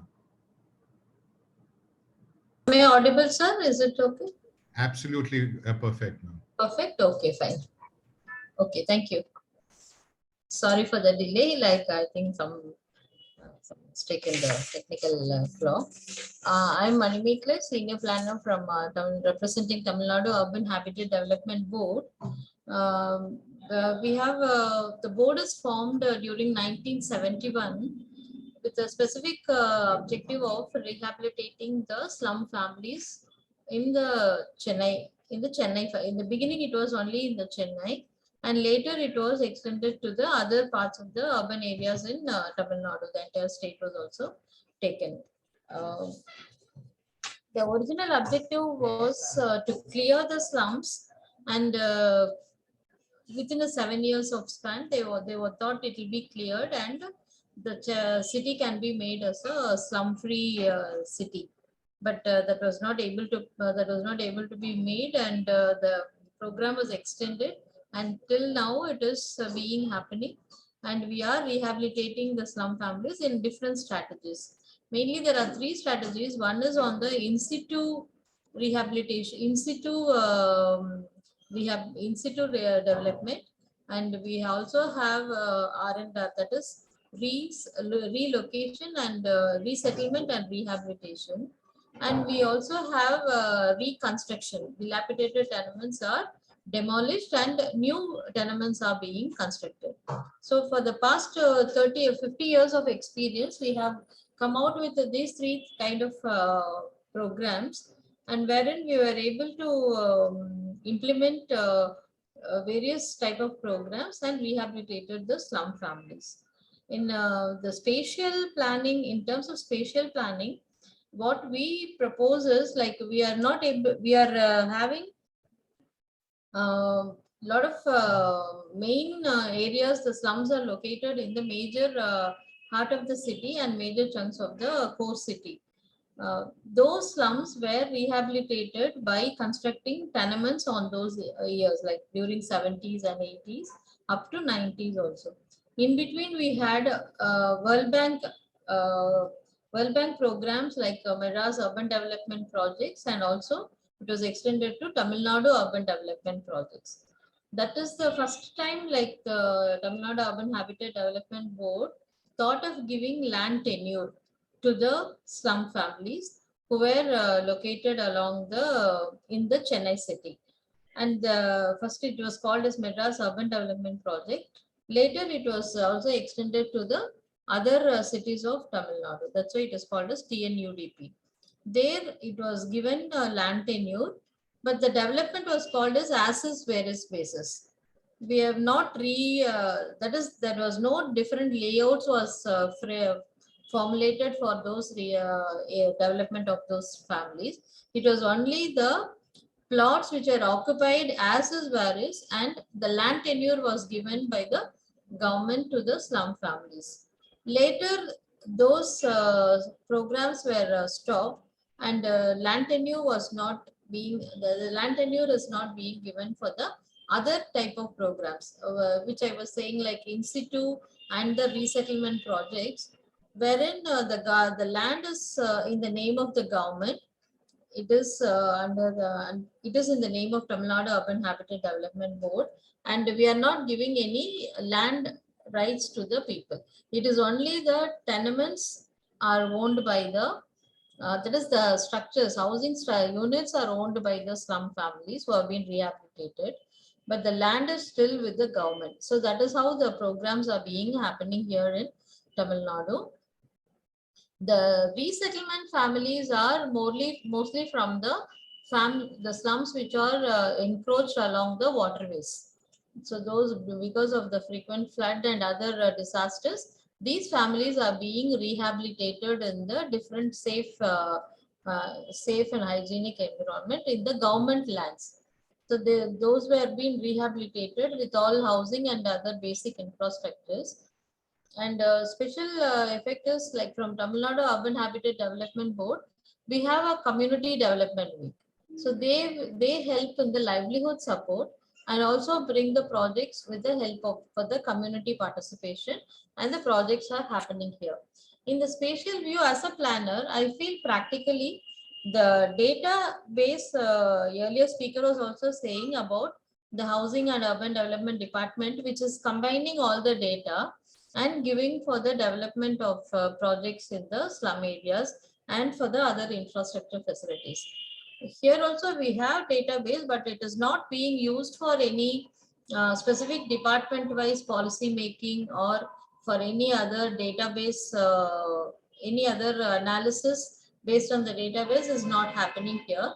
Every individual department is having their own data. There is no common database for platform. So that is a good suggestion. Even I was thinking, like, these data should be combined and kept it for Housing and Urban Development Department, so that the department which works under that secretary, they can use it for the policy making, and every individual departments can utilize the data for their own policy and the programs formulation. So that is really, it will be very helpful. The data is there, but we are not using it in a common platform. So that will really help us in a long-term planning, as well as to find out the changes which are happening in the urban areas, and especially on the slum formation. We can also prevent without forming the new slums formation. We can prevent that area, and we can protect the public purpose areas. In Tamilnadu, we have two different innovative ideas. Like, one is the shelter fund. The shelter fund is being utilized for the development of the slum families, and it is only for the habitation and to develop their housing needs and the livelihood support for the slum families. So what we do is, here we collect the shelter fee from the different private owners and pool the revenue to the shelter fund, which is governed by the government, and that amount is utilized by the affordable housing developments. In one another resources in the shelter fund is the TDR, transfer of development rights, is given to the Tamil Nadu Urban Habitat Development Board, wherein the rehabilitated families, we are entitled to have 30 square meters of FSA credit. So that we are permitted to sell and then get the revenue for the development of affordable housing units. So that is being just started. The TDR sale is just initiated. We are bringing to have a e-auction system of selling the TDR to the private developers. Initially, we want to start with Chennai, and then later we will extend to the other parts of the Tamil Nadu also. So these are the major developments in terms of slum rehabilitation. And with the World Bank, now we have World Bank and ADB assistance for initiating new projects and the policy initiatives. In that, we have got resilient urban design framework for developing the EWS housing units for a better planning, as well as the housing units are being the formation of the site plan, the spatial utilization, the orientation of the blocks, everything is studied in that framework, and it is there in our website. The RUDF is really a good tool to start with the spatial formulation of the projects for the slum families, as well as it can be utilized for the LIG also. EWS and LIG housing can also be utilized for that framework. We also have some resilient housing features and all. We are adopting that. And one particular thing I want to highlight is, though the departments like CMDA, DTCP, and TNU, HTB, everything comes under housing and urban development, the data is in a different hands, and that has to be joined together and it has to be utilized. We are now at present, we are not using GIS, but though it is being a nodal agency for the PMAY Housing for All schemes, we are using the geotagging of the schemes, BLC schemes, as well as the AHP schemes. That's how we are integrated with the spatial check. It's a spatial database is created to check the status of the construction, to check the progress of the construction for both BLC and the AHP programs. That's how we are involved in the spatial planning. But my personal ambition is to have this common platform. And another is this platform should be also, especially should be used for the selection of site. So once the selection of site is the major criteria for any particular new schemes, livable condition. See, after selecting a scheme, because the revenue government department only gives us the land. So we take up the land and start working on it.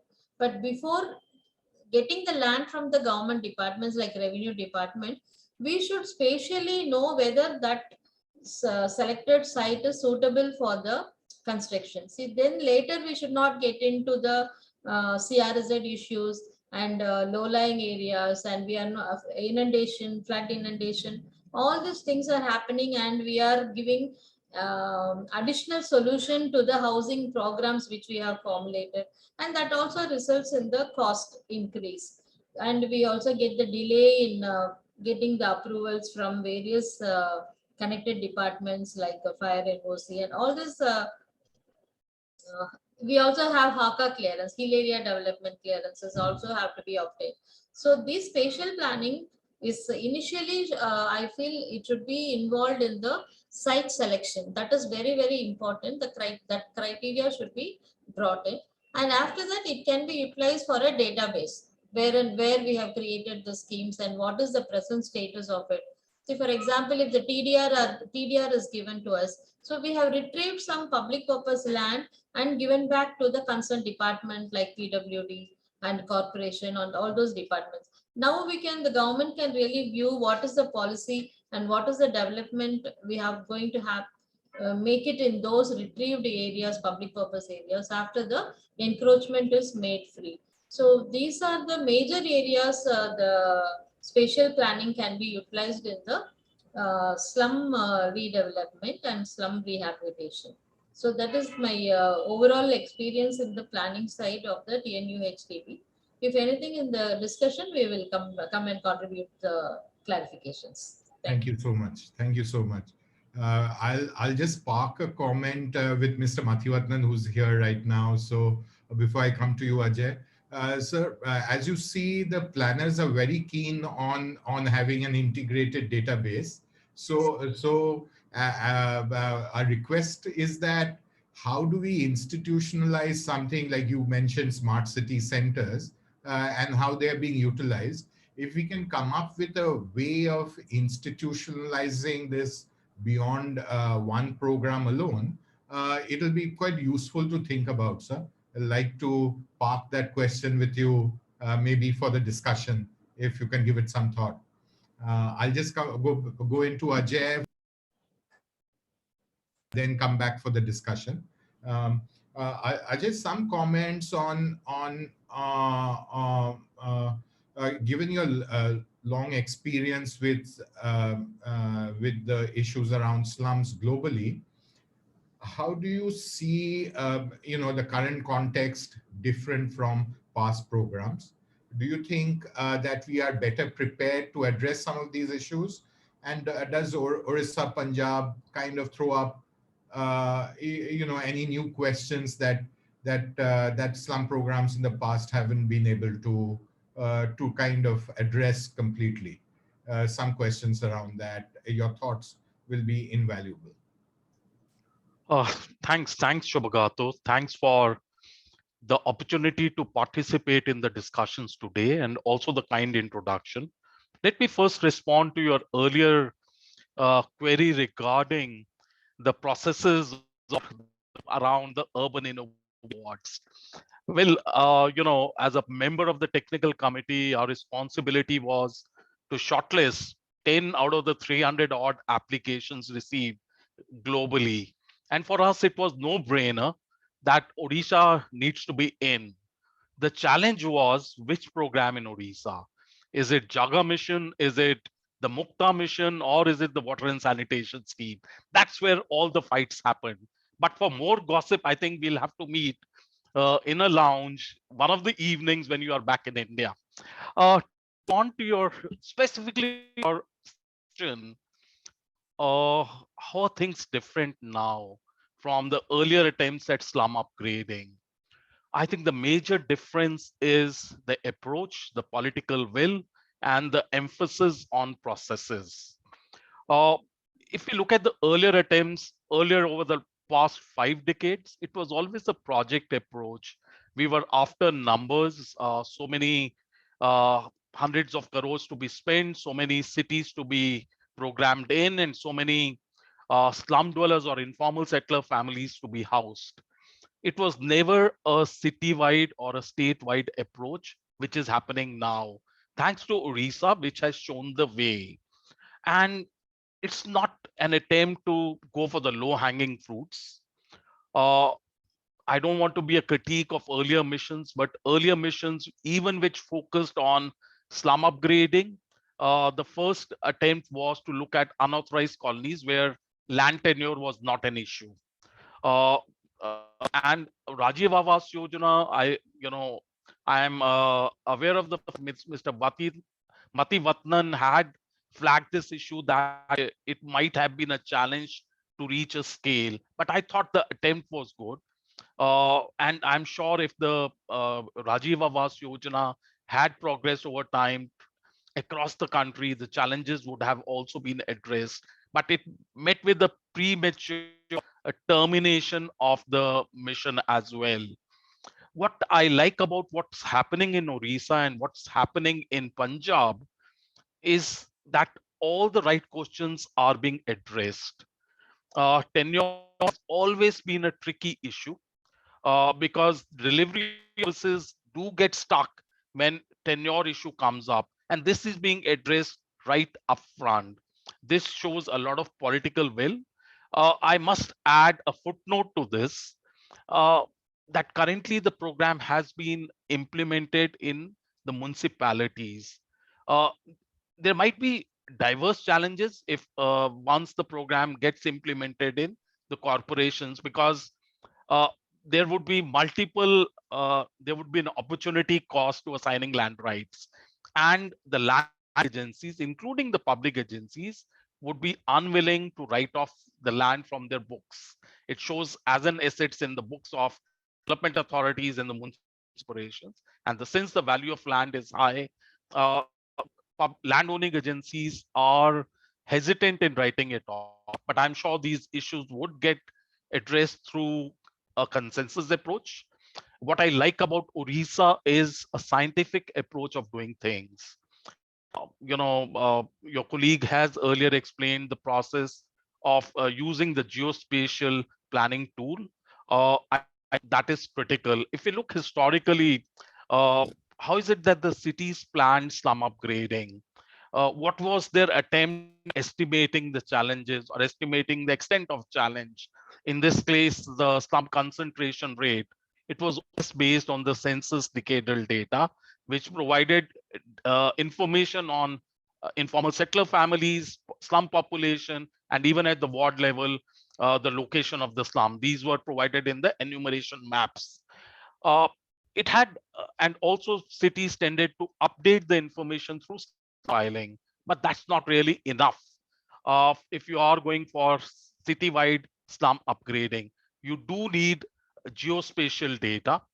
Uh, now, what was explained was the layers. Of course, if you have spatial data on informal settlements with the boundaries marked out, then you can overlay it on the land revenue maps. You are able to identify the landowning agencies. The ease of doing business comes in. Also, if you have the footprints of all dwelling units on a geospatial, on a map marked out, it's so very easy to assign land rights as well.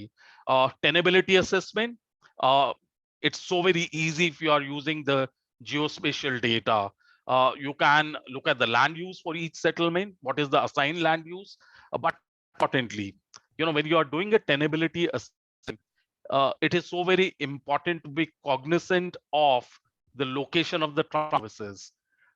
It's not every not easy to extend trunk services, and that's what really contributes to the tenability assessment as well. Now, if cities were to develop geospatial data, to my mind, it engages two processes. One is the GIS map and the overlays in terms of municipal boundaries and ward boundaries. And the second more complicated thing is the attribute data for settlements. Now, so the easier part, of course, satellite imagery, aerial photography, drone surveys do provide GIS maps. And there's adequate expertise with the cities to do the overlays as well.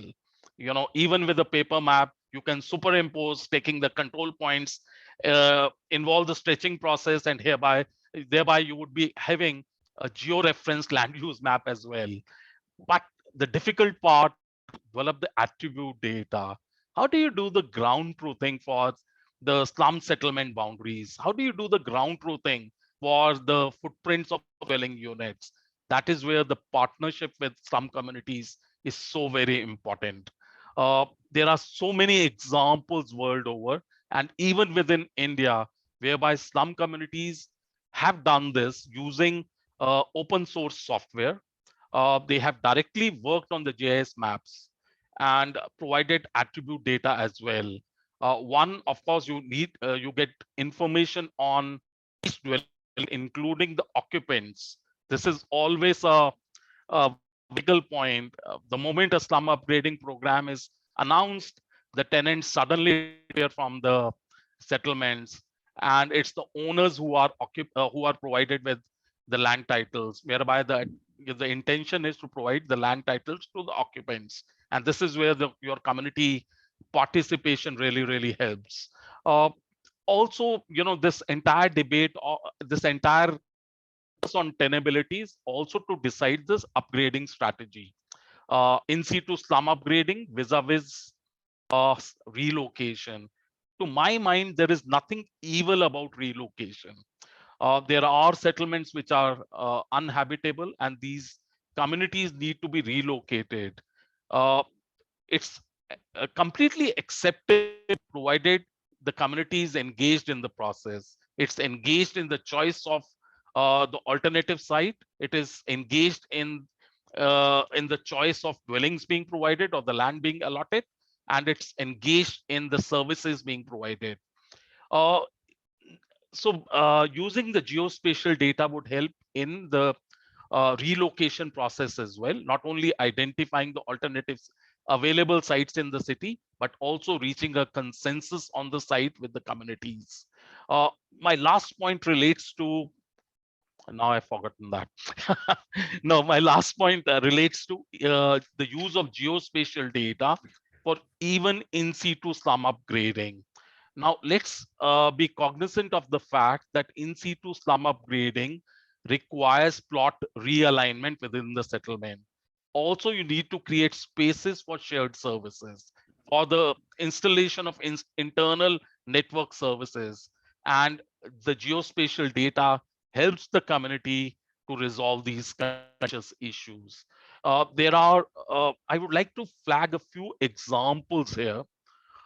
Someone did mention that probably Odisha is the state which has developed the most extensive data on informal settler families. I think there are other examples where similar database has been developed. Brazil stands out. In Brazil, it's not only larger cities like Rio or Sao Paulo, it's even the smaller cities. Sao Paulo has a very a very dependable GIS based database. It is called Habis, if I'm not wrong.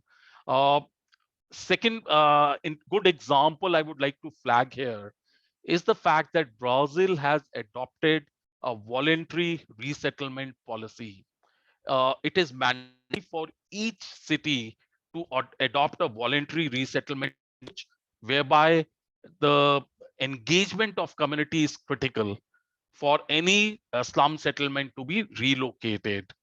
The last example I would like to quote here, and this is from a small city called Sangli in Maharashtra, whereby geospatial data has been used for making more intensive use of land, whereby an existing settlement went for in situ redevelopment.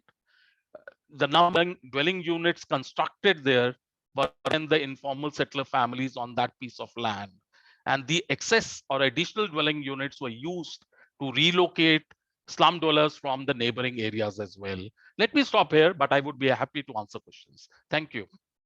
Thank you so much. At this stage, I want to first apologize to the participants and the panelists. I don't think we are coming back for second round questions, panelists, because we are running out of time. So I'll just like to close this panel after hearing from Mr. Mathivatnan, after he's heard about all the interests of planners and the potential for using spatial planning more effectively, more generally across all the schemes. Mr. Mathivatnan, if in 2 minutes you can give us a little bit of insight as to whether some of this can be focused on in the phase 3 work and in the future too. and then I'll pass it on for the next panel. Mr. Mathivatnan, please. Yeah, thank you for the opportunity. It was a pleasure hearing Mr. Ajay Suri. I've heard him for the first time. Thank you, sir. Thank you for your valuable insights. And thank you for all the support you have been giving us, for all your blessings to the JAGA mission. We are grateful to you.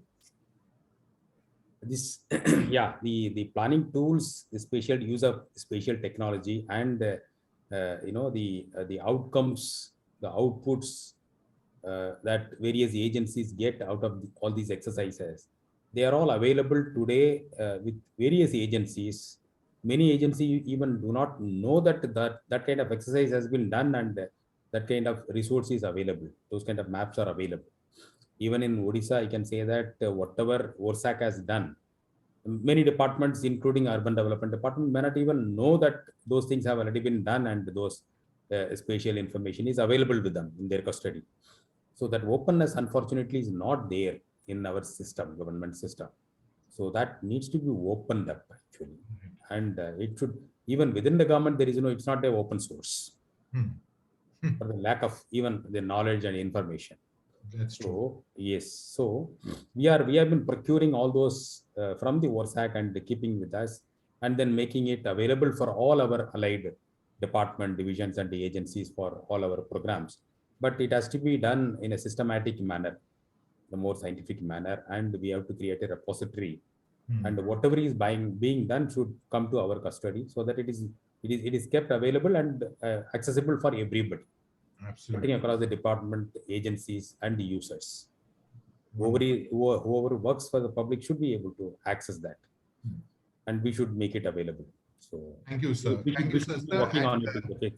And do you want to also make the announcement around the new challenge around the municipal corporations and the ordinance, in one sense, in response to Ajay's? Yes, it's good to hear Mr. Ajay Suri raising that issue. We have come up with the ordinance again. The initial also we did as an ordinance, and this also we did as an ordinance, and we are rolling out the implementation process, sir. We have done, in fact, we have an experience of say close to 4 years in the implementation of land rights. So variety of cities we have seen, 109 cities we have the experience, and the size only varies. So we are confident of crossing all those challenges, and over this new year, by December, by December 2022, sir, we will give you a wonderful news. Wonderful. In terms of the numbers, much more attractive than the municipalities and NACs. Wonderful. It's a priority area for us. It's my dream project to make it happen in the corporation area. So we will have it. We'll do it. What we could achieve in municipalities and NACs in the phase 1, I think in 50% of the time we'll be able to do in corporation. That's based on our experience, expertise, and learnings. Thank you. That's great news. So over to you, Daljit, for the next panel, Daljit Kaur from the British High Commission. I am apologies ahead that I've given you a tougher task than you initially thought about. There is slightly less time for your panel, but I'm sure you're up to the challenge. Thank you. Over to you. Thank you, Shubhagato. Good afternoon, everyone. Can I request Harsh to come in for the presentation before we start the panel discussion? Yeah. Hi. Thanks, Daljit. Am I audible? Yes, you are. Thanks for giving me this opportunity, Mathi sir, CPR, FCDO, and British High Commission. Let me put up my presentation.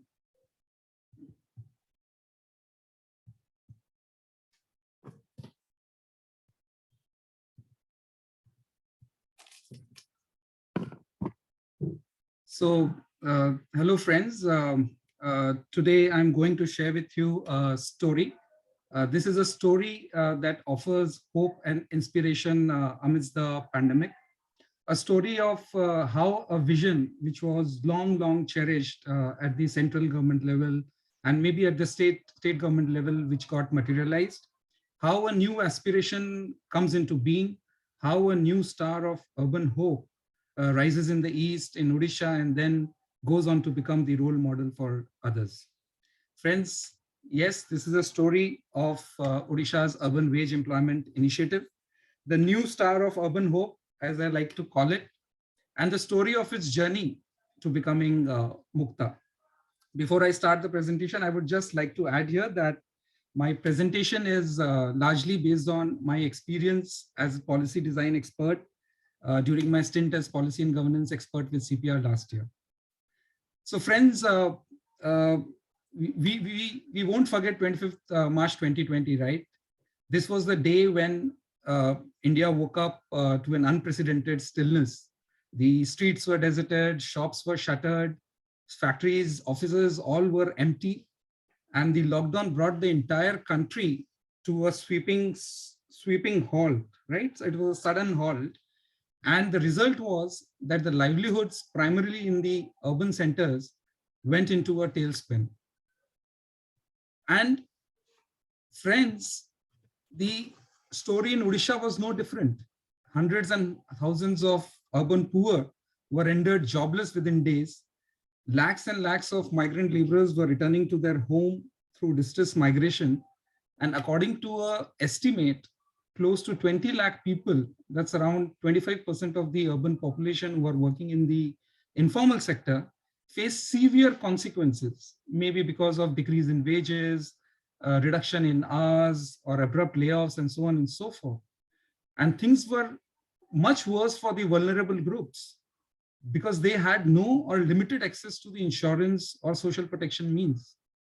Friends, this pandemic seriously exposed the shortcomings in the urban social safety nets.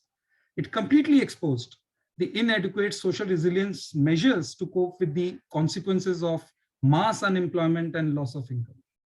At this critical juncture, friends, when the demand for employment guarantee was taking up in urban areas was taking up by the state governments and the government of India, Odisha government was one of the first in the country to swiftly introduce urban wage employment initiative in 114 urban local bodies on 18th April 2020, within weeks of the lockdown, with a budget of around 100 crores. The idea behind this rapid deployment was to create immediate and massive employment opportunities, boost local demand, build skills of the workers, raise and stabilize their wages, and in the process, prepare for the monsoons by creating climate resilient infrastructure. And all this as a package was there to create the multiplier effect on the urban economy. Friends, you may have this question that how this rollout of the initiative at this speed and scale was made possible. Friends, this was made possible because of deployment of HNUDD's unique, robust, tried and tested schemes convergence model. This is the model which you will see, a template which you will see in almost all the government of Odisha scheme, and most importantly, the urban department scheme. In this model, there was no need to take scheme approvals through EFC or through finance department. All that HNUD had to do was converge funds, resources, technology from existing urban missions like Unnati, JAGA Mission, and add the public works to the activities that were already planned under these missions. So a kind of a top-up model, very, very effective model. Now coming to the program design, the initiative was envisioned to be Manrega for the urban areas. Because the state is highly prone to climate change and multiple hazards, cyclones, which devastate millions and millions of life every year. So this scheme was envisaged to be Manrega for the urban areas that would not only address the concerns of unemployment and build community resilience for socio-economic recovery from the pandemic, but also bring in much needed public investment in urban assets and infrastructure that would build social resilience to climate change and assets that can be built easily and maintained easily by the communities themselves. The whole idea behind this model was to connect social protection with resilient infrastructure to build overall community resilience. With this vision, close to 22,500 projects were implemented, comprising climate resilient community assets. I'll just state like stormwater drainage, paver blocks, peripheral development around water bodies, increase in green cover, and many more. Community centers like Parichay for slums and Mission Shakti Gruha for Mission Shakti groups in the non-slum areas were also taken up for creation of workspace and micro-activity centers. Now, all these projects were planned based on the needs of the community, with simple, low-cost design specifications and locally available materials. As part of this initiative, also, Odisha launched the Catch the Rain campaign, and around 13,000 rainwater harvesting structures were constructed in 111 local bodies with a record time of 75 days. Just within 75 days, just imagine. Now, the scale and pace of these projects, sorry, just a second. Just a second, friends.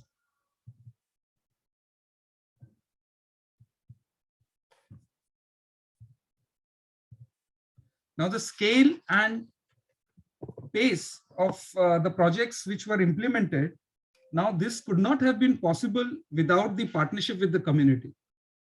12,500 women self-help groups called the Mission Shakti groups, area level federations, city level federations, slum dwellers associations were all onboarded as implementing partners or supervision partners.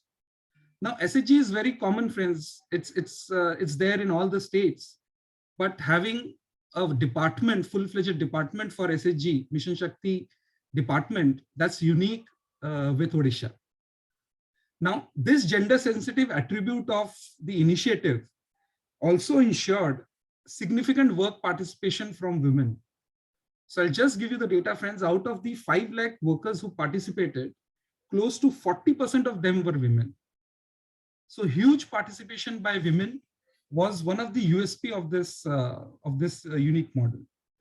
And that's why I say that the Odisha model of decentralization, where the planning, execution, community mobilization, supervision, and even maintenance of the asset is decentralized, is a unique model for strengthening the 4th tier of the governance. And you can see this model as an integral part of each and every program, schemes of government of Odisha, and primarily the Housing and Urban Development Department. Now, like other programs, this program also had its share of implementation challenges, absence of information about the labor force, from where the labor would come, how the labor would get enrolled into the program, were one of the most significant challenges for local agencies, SHGs, SDAs, who were working on the ground to hire right resources and match jobs with the skills. Furthermore, ensuring participation of these groups, these communities, dealing with their inexperience in handling such kind of projects, and payment to beneficiaries through DBT weekly was some of the other issues which the department had to handle. Now, to mitigate some of these challenges, Odisha came up with some innovative incentive structures.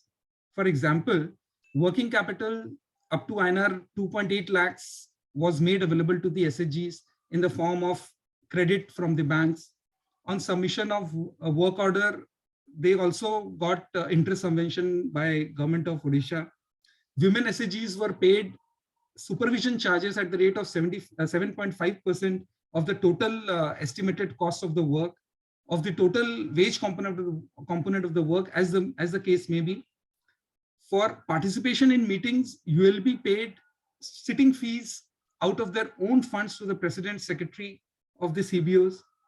Wages were transferred weekly through direct benefit transfer mode to motivate and mobilize workers, and so on and so forth. Now, when you have these adequately incentivized and motivated community organizers, just imagine that the role they would play in mitigating the other challenges. So by creating robust database of migrants, quick mapping of the skills with the jobs and organizing drives for bank account opening, all these activities were taken up by these incentivized and motivated community organizers.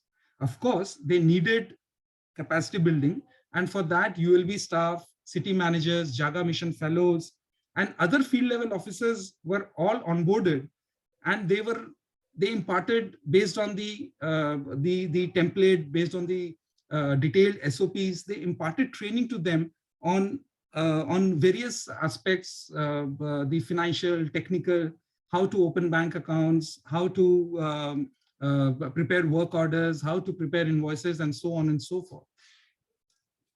Now, in terms of the key lessons learned from the initiative, friends, I think this initiative has clearly demonstrated that if a program is well designed, a public work program is well designed with urban sensitive social protection, it can significantly reduce urban vulnerabilities. It can promote socio-economic resilience by creating decent work opportunities. It can offer pathways to local economic growth, and at the same time, increase long-term resilience to climate change for the most vulnerable communities. And of course, I think continually strengthening and enhancing the capacity of the fourth tier of governance, empowering them in planning, execution, and monitoring, and adequately incentivizing them to participate is another key takeaway for all of us from this initiative.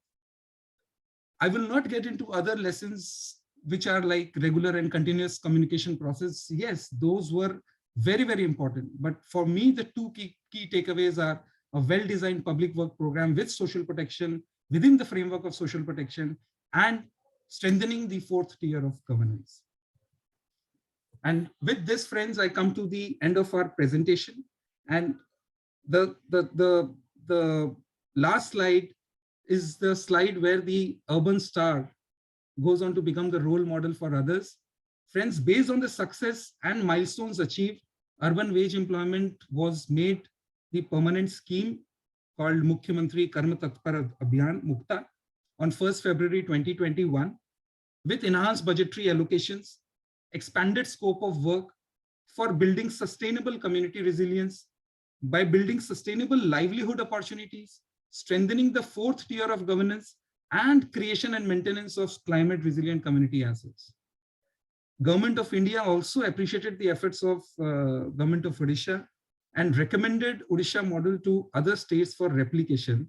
The states of Jharkhand, Tamilnadu, all these states have announced and roll out similar schemes in line with the Odisha urban wage employment model. The UWEI scheme SOP, that's something which I think is a very important effect of this initiative. This entire scheme has been included as part of the works code. Now, just imagine, friends, that this entire thing mainstreams the community partnership model, which we all are talking about now. It enables execution of works not only through contractor and tendering, but also through community partnership. It mainstreams this entire community partnership model when the SOP gets into the works code of the state. So, friends, with this, I come to an end of my presentation, and I hope you enjoyed the story of the new star of Urban Hope, whose significant contribution in the recovery phase from the pandemic, I think in the urban context, will be remembered for a long, long time to come. Thanks a lot, friends. Over to you, Daljit. You heard Harsh Kothari, the policy and governance specialist at World Bank. Thank you so much, Harsh. Good to connect with you again. That was a very useful presentation. It actually gives us a good context for the second session of the workshop, which is titled Livelihood and Urban Wage Employment Initiative for the Urban Poor. I welcome all the audience members. Good afternoon, everyone. And I also welcome our esteemed panelists for the second session. But before we start the session, I would actually request all the panelists to be brief in your interventions. Stick to around 5 to 6 minute of time slot. We're running a bit late on our time schedule. And I would also request the audience to post their questions in the Q&A section. We will take your questions if we have the time at the end of the session. To start the session, I would like to invite our first panelist, Mr. Punia. He's the Director of Municipal Administration and Water Supply Department in Government of Tamil Nadu. Mr. Punia, post his graduation, served the Government of Tamil Nadu at various positions. He worked as Divisional Development Officer and Project Officer in Theni, Madurai and Trichy district. He recently served as the District Collector and District Magistrate of Kanchipuram. Mr. Punia, my question to you is that Tamil Nadu has recently launched the Tamil Nadu Urban Employment Scheme to address issues around urban employment, especially in the face of the ongoing pandemic. Could you share with us the key contours of the scheme and what have the learnings thus far? Good evening, madam, and good evening to all. And taking clue from Odisha model, we just started this program during the current year, and it has been announced in the assembly last August. And shall I make a small brief presentation? Yeah. And it will be please go ahead. The presentation will be too premature, and it will be a very containing only the basic points which are there in our guidelines. And we have yet to start the program on the field level, madam. However, I can make a presentation of our key points in the scheme.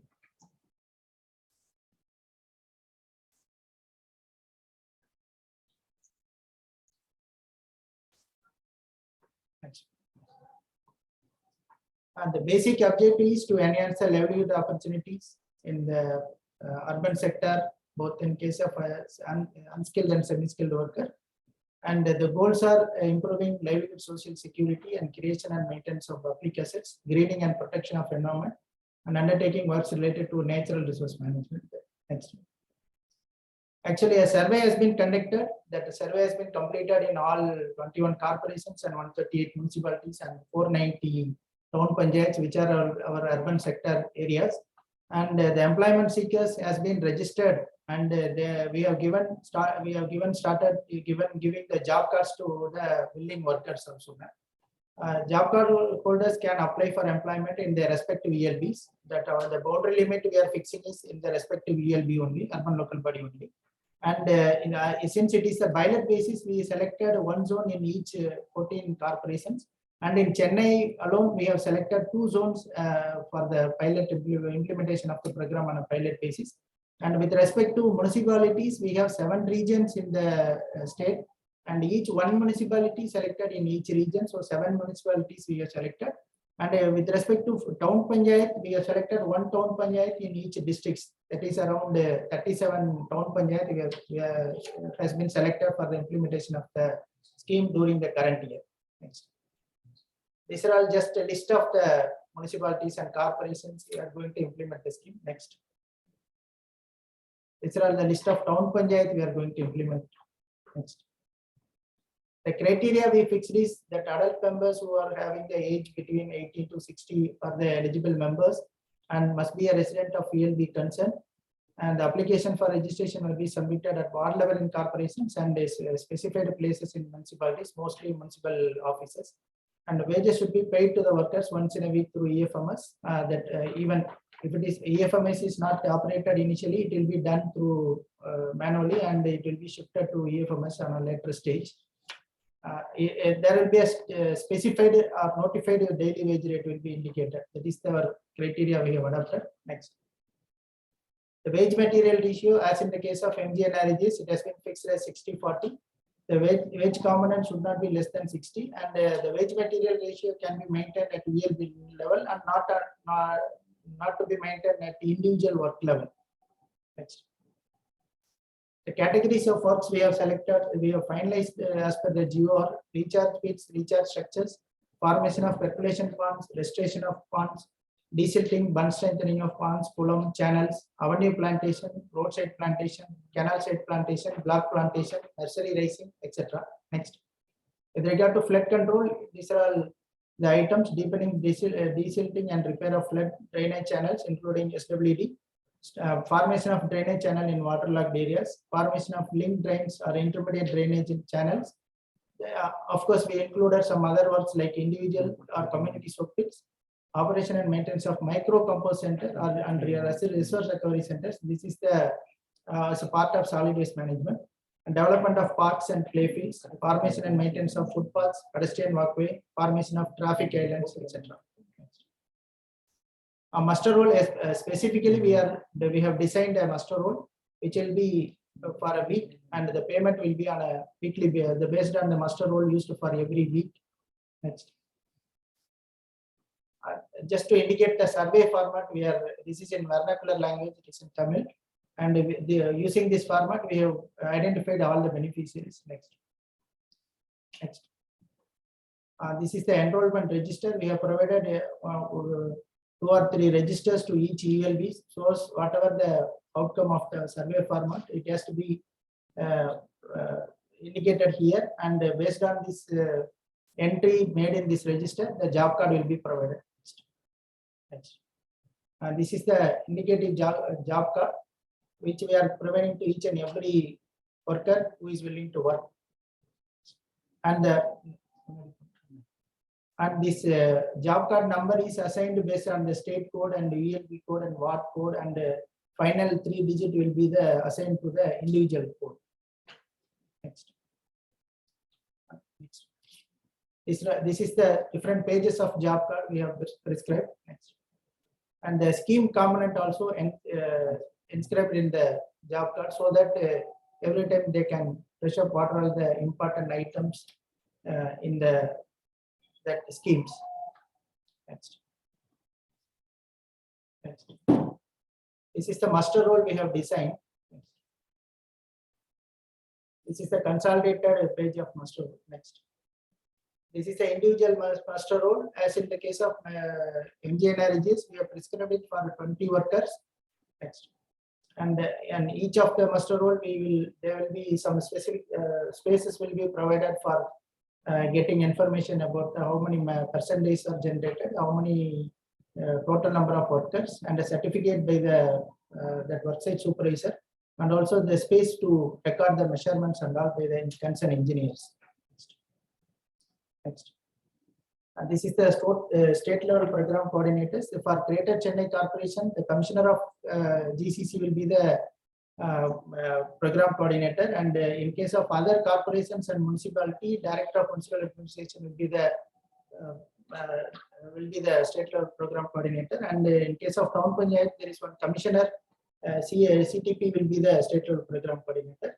Initially, it has been announced for 100 crores. Now the government has sanctioned around 75 crores for the implementation of the program, and the annual report has been annual action plan has been prepared by each of the ELBs and has been submitted to the state level program coordinators as of now. Next. And there is a state level review and monitoring committee has been placed with Additional Chief Secretary, Mass Department is the chairman of the committee, and all the members like GCC Commissioner, CTP, DMA, and that Tamilnadu Women Development Corporation MD, and also Tamilnadu Skill Development Corporation, representative from Finance and Planning Development being also included. This is the status of implementation as of now. Out of the total number of households, the number of beneficiaries identified who are giving willingness to work, that has been identified. Next. Totally 86,815 members have given consent to work in the program, and so far 38,360 job card has been issued. And that's all, ma'am. Actually, we are experiencing these urban local bodies right now. Of course, today is the first day of the nomination of the urban local body, and we are going to complete it by around February 22nd. The MCC will be completing around February 25th. Immediately after that, we are planning to make it in the field. And almost the annual action plan is ready, and the selection of works are ready. And the government has circulated that notified wage rate for various sectors and various activities. That GO has been issued, and the implementation process is yet to start. That will start only after the election process is over. That is after the February 25th now. And we hope that in another 1 year of implementation, we will try to catch hold of at least to part extent of Odisha's model, and we will try to emulate whatever the Odisha has been done in a successful manner. We are also trying to make it in our urban areas. Thank you. Thank you. Thank you for sharing a comprehensive overview of the scheme. I mean, I'm sure once the implementation starts, we'll be able to see some impacts as well as gather some learnings and feed into the national urban mission that's probably going to come this year, hopefully with the budget announcement. I would like to now bring in our second panelist, Dr. Rajan Chedambat. Dr. Rajan is the director of the Center for Heritage, Environment and Development, which functions as the R&D wing of Kochi Daljeet, Corporation. Sorry, I'm interjecting. Dr. Rajan couldn't join the panel because he had called in with for some urgent council meeting. So please carry on then. Thank you. Sorry, I probably hadn't checked the messages. So would bring in Shantanu now. Okay, requesting Shantanu. Shantanu Mitra is the head of infrastructure and urban development at FCDO India to come in next. Shantanu has more than 30 years of development economics with strategic leadership and management experience. Till recently, he led DFID's work on climate change at the regional level for South and Southeast Asia. He specializes in economic policy, public finance, health economics, climate change evaluation, cost and benefit analysis, and many other things. Welcome, Shan. Since you're also a climate change expert, my question to you is around that. Climate change threatens to push people further into poverty, especially in cities and towns. So how can social protection programs be designed to help the urban poor cope with climate crisis? And if we have time, we'll get into the second question, but please request you to respond to this. Thank you. Thank you, Daljeet. What I thought it would be most useful to do is firstly share some experience and lessons from FCDO's work globally and the analysis and the lessons we have drawn from that. So we work in a lot of countries globally.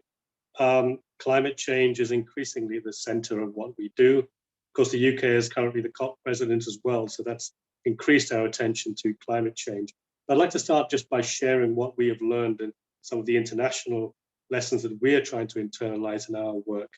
And maybe at the end, if I have time, I'll briefly touch on some of the work we've been doing in India with the National Rural Employment Guarantee Scheme. Let me just start with some context before I get into the role of social protection, just to state a couple of factors, which I think are probably commonly understood now. But the fact, firstly, just to restate it, that crises are increasingly multidimensional and interconnected. So it doesn't make sense just to talk about climate risk in isolation. When we're talking about communities, they suffer from a range of crises which reinforce each other and are overlapping. So that's important to bear that in mind. And climate change is just another factor, another threat multiplier, which drives and deepens risks. We look at the pandemic, and the pandemic has, of course, as I mentioned in my opening remarks, has really led to the world, developing countries across the world, falling behind on key poverty targets. So that means that those people in those communities are also less well equipped to cope with climate crises that might occur.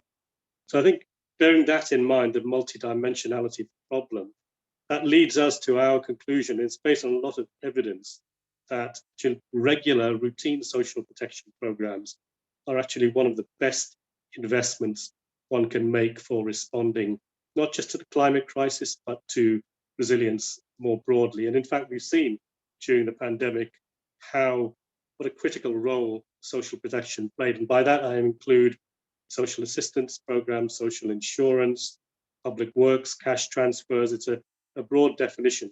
But 222 countries have implemented social protection measures in response to the crisis, including the UK, and of course, including India, where NREGS has played such a big role.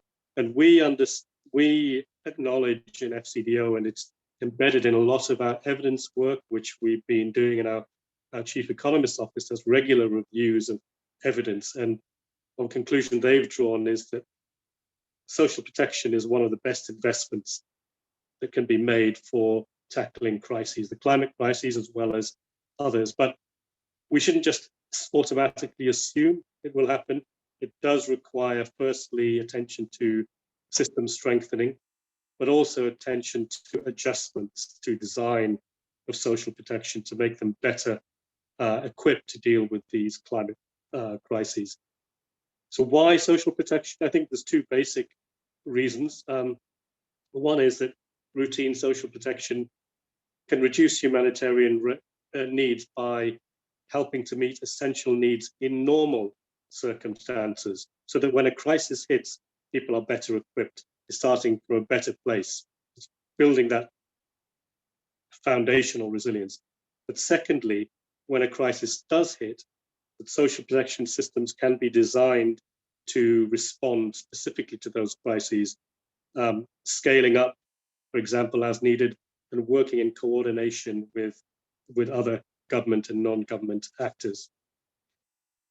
So at COP26, that's the reason, one of the reasons why at COP26, the UK, along with the International Risk-Informed Early Action Programme, made a call for increased attention to social protection in early action and increased investment in social protection schemes. But as I said, there are certain preconditions, and I'd just like to highlight a few of the issues that, from our own evidence and research and learning, we have identified as issues which need to be addressed.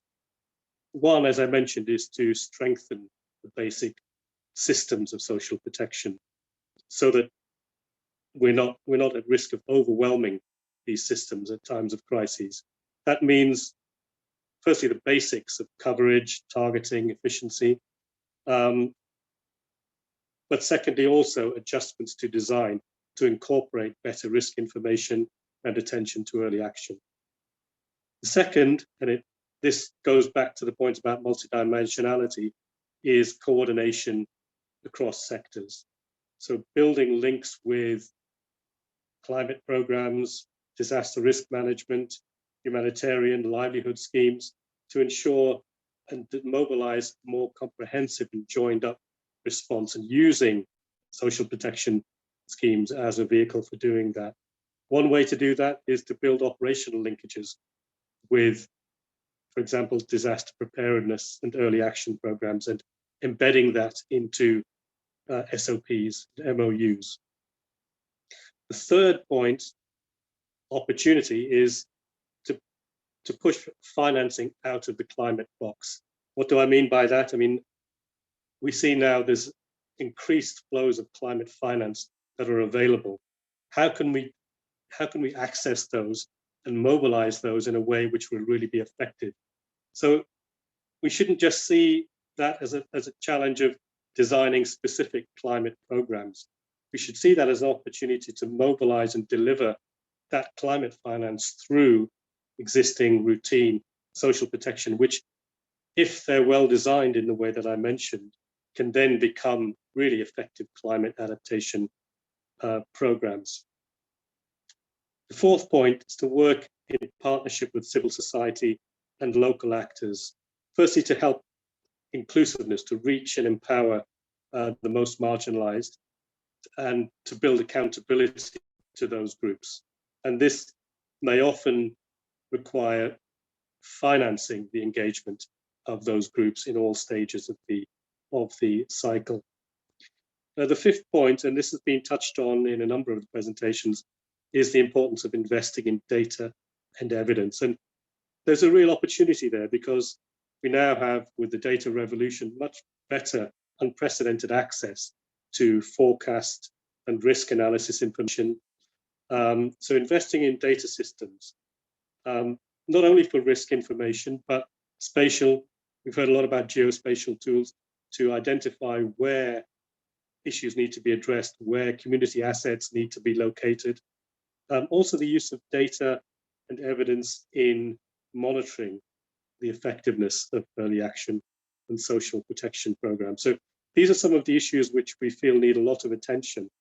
And if these are addressed, there's really a strong case for investing much more through social protection. Let me briefly end, and I won't take up too much more time, Daljit, but just to illustrate some of this through the work we've been doing with the National Rural Employment Guarantee Scheme. It's a program we call Infrastructure for Climate Resilient Growth. We're working with a number of partners to integrate climate resilience more into the NREGS. And let me just say that it's been used extensively by the government of India for COVID response. It benefited more than 70 million people last year, with more than 50% person days contributed by women. So it's a really powerful tool if we can use that to build in climate. So what are some of the ways? And I think what we've been doing through this ICRG program really illustrates some of the factors which I just set out. One is delivering climate through an existing routine, climate action through an existing routine social protection program, mainstreaming, if we want to use the jargon, mainstreaming climate change into existing development programs is perhaps one of the most effective and impactful things that can be done to deliver climate action. Secondly, and this goes back to the multi-dimensionality point, there's been a lot of work on through NREGS on linking up with other programs, other schemes, livelihood development schemes, climate smart agriculture, early warning, weather forecasts, building all of that into the delivery of NREGS to ensure, as I think Harsh said, one of the opportunities is not just to use it as an employment program, but to make sure that the assets that are created are really building resilience. And to do that also in a way which builds convergence with other schemes. That's a very powerful way to really mobilize a more comprehensive response. So the ICRG program has been trying to build that convergence by linking up NREGS with a range of other programs, including the National Rural Livelihood Mission in Bihar, Jivika, the Odisha Disaster Management Authority, and the Livelihood Mission, and the Chhattisgarh Forest Department. Again, ICRG, I mentioned earlier the importance of linking up with community and local actors. That's very much part of the work we've been doing through the ICRG program, bringing community groups together to ensure that we get participatory planning and we're able to convert community identified needs into community action and assets and investment at the local level. And the final point on, I mentioned the importance of data. We've been doing a lot through ICRG to build data tools to improve risk, understanding of risks, and to build that into the planning process. But an important point I'd make, and we've learned through ICRG, is to address the importance of good communication and linkages to the users. So the demand side as well as the supply side of data and information. And really there's been a strong focus on there in the ICRG program on linking up the provision of communication and data to the users to understand their needs and to provide the information in a format which is well understood and can be converted into decision-making tools. So just in closing, I think we would see, and I think the government of India also sees NREGS as a very powerful climate adaptation program. And of course, now we see it moving beyond the rural into the urban space as well. So we're really excited to have been partnering with the government in this endeavor, and we'll continue to do that over the next few years, including with state government partners. Let me stop there and hand back to you, Baljeet. Thank you so much, Shan. That was really useful. The examples that you shared from ICRG definitely can be replicated in the urban context, and mainstreaming climate risk into social protection architecture is a good means to not just kind of reach out on the humanitarian grounds, but also create impacts on the climate adaptation side as well. So thank you for those comments, Shan. I'll turn to our next panelist, and I'll welcome Sarika Chakravarti. She's the Senior Sector Coordinator at National Institute of Urban Affairs, NIUA. Sarika has nearly 2 decades of cross-sectoral experience in urban infrastructure, transport planning works. Currently, she's working as a sector coordinator for Master Plan for Delhi 2041 project at NIUA. I can hear a bit of an echo. Can I request the others to please switch off their mics? And I hope I am audible. Thank you. So I was saying, Sarika has been part of the organizations like UNICEF and CRPB and has worked on various projects funded by multilateral agencies. The question to you, Sarika, is around the growing concerns around urban employment. An urban wage employment scheme seems to be the need of the hour. Could you share your thoughts on the potential of scaling up such schemes across country and its likely inclusion in the urban, in the union budget, which probably will be announced in a short time span? How can these urban social protection schemes contribute to SDG goals in India? And India be able to achieve a sustainable future for all. Over to you, Sarika. Thanks, Daljit. Please permit me to keep my video off. My internet is not behaving itself. So I think that I might just lose you if I put on the video. Sure, no problem. Go ahead, please. Thank you for inviting me here. Actually, the invitation was extended to Mr. Hitesh Vaidya, but unfortunately he couldn't be here. So I'm standing by on his behalf. Let me just begin by congratulating the state of Odisha, Mr. Madhi particularly, who's the captain of the ship, for the excellent work that they are doing there. I had the opportunity of visiting Odisha, and for the first time as a planner, I felt that this is the state which is adopting a comprehensive approach to development. And there was not one thing that I could point out that, okay, this is one thing that they have not thought of. So many congratulations for that.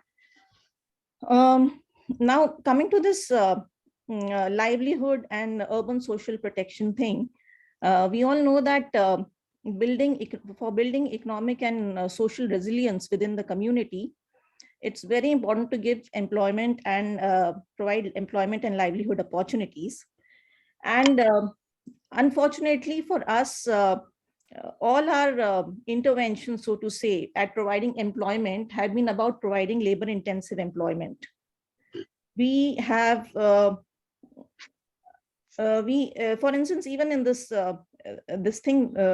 the Urban Wage Employment Initiative in Odisha, where they have converged with the JAGA Mission. And the first step towards providing employment was engaging the people, the urban poor, in creation of urban infrastructure for slum upgradation, stormwater management, rainwater harvesting, increasing the green cover, sanitation, and so on and so forth. And it is time that we shift our focus from just labor-intensive employment opportunities to diversifying the employment opportunities that could be presented to these people. So for the first step towards that would be to basically achieve a balance between the demand and supply.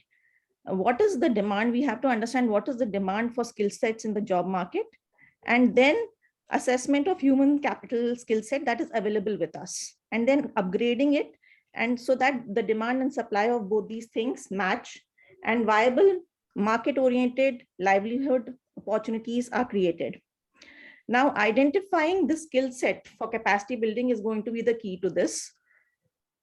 The SDG also says something similar to that. That first, and what the other panelists before me have also said, that the first step toward this would be defining our problem statement, understanding that what is it, for whom it is that we are providing the livelihood opportunities, who is our target audience, what is their existing skill set, and then matching it with the livelihood or resource options present in the market. So for that, the first step would be towards mapping of livelihood resources, and that would be very, very critical. And the second would be assessment of the human capital skill set. So that would be the second stage. And then the marrying of these two. I would also over here would like to emphasize on the point of that when we think about skill upgradation, all these urban social protection skills, we should not just focus on the urban part of it. We should also look at it as a region. We have to look at the rural areas as well. So we have to enable regional equity by developing skill centers in all tiers of governance in both urban as well as rural areas. And Odisha has already put in a lot of effort for decentralizing, developing and strengthening their grassroots level systems and community-based organizations, creation of self-help groups. So that this is a system which already exists, and this is something that they should leverage upon. But the basic idea is that we have to achieve a regional equity. What happened during the pandemic is that when people lost their jobs, they all started moving. People in the urban areas who actually had migrated from the rural areas wanted to go back. But imagine a situation when there's no pandemic. In that case, why is urbanization taking place at such a high rate? Because there's no opportunity in the rural areas and people are migrating to the urban areas. So we have to find a way of not just ensuring social protection or achieving social protection in the urban areas, but also look at the employment and livelihood opportunities in the rural areas and thereby achieving regional equity. In the end, I would just like to say that when we talk about skill development, let's not just talk about we'll be taking the labor intensive approach. I agree that the labor intensive approach is required because our demand for employment is so high. But we should also kind of link employment with the aspirations of the people. So we should also try to think that how is it that we can diversify and address the aspirations of the people. Just a 3-stage mantra: count it, change it or upskill it, and then scale it. And for scaling again, like I said, Odisha already has all the systems in place. It's just a matter of leveraging it. I'm sorry, I'll not be able to comment on the union budget thing. I really don't have much information about that. Thanks so much. Thank you for giving me this chance. Thank you, Sarika. I mean, whatever you shared were really insightful and really highlighted the issue very well. And also, I really liked your point on the interdependence between urban and rural ecosystem that should not be ignored while planning. So thank you for joining us and giving your useful comments on the topic. I'll turn to our last panelist, Professor Amita Bide. Welcome, Professor Bide. Professor Amita is a professor at a School of Habitat Studies, Center for Environment Health at Tata Institute of Social Science. She has been deeply involved in issues related to urban poor communities, community organization, and housing rights movement. Her recent work at the School of Habitat Studies has been on issues of urban development, in particularly those concerning urban transformations and their link to inclusive and sustainable development. Question to you, Professor Amita, is that urban India has already been suffering from high unemployment rates. People migrate, and we've heard the earlier speakers talk about migration being an issue in this ongoing pandemic as well. I just wanted to ask you in this context, do you think that introduction of social protection scheme, which is something similar to the NREGA program that Shan also talked about, will arrest distress migration? I mean, the pull and push factor between urban and the rural areas. And how do you think it will impact the economic stabilities of the city? Actually, I had a follow-up question, but we'll see if there is time and if we can take up questions as well. But request you to please come in and give your insights on this. Thank you.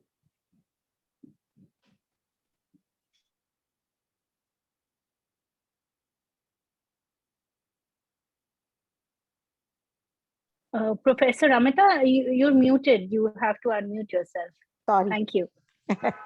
So I was just saying thank you to Daljit and thank you to both Mr. Harsh Kothari's presentation and the Tamil Nadu presentation, which has provoked a whole lot of thought. Okay?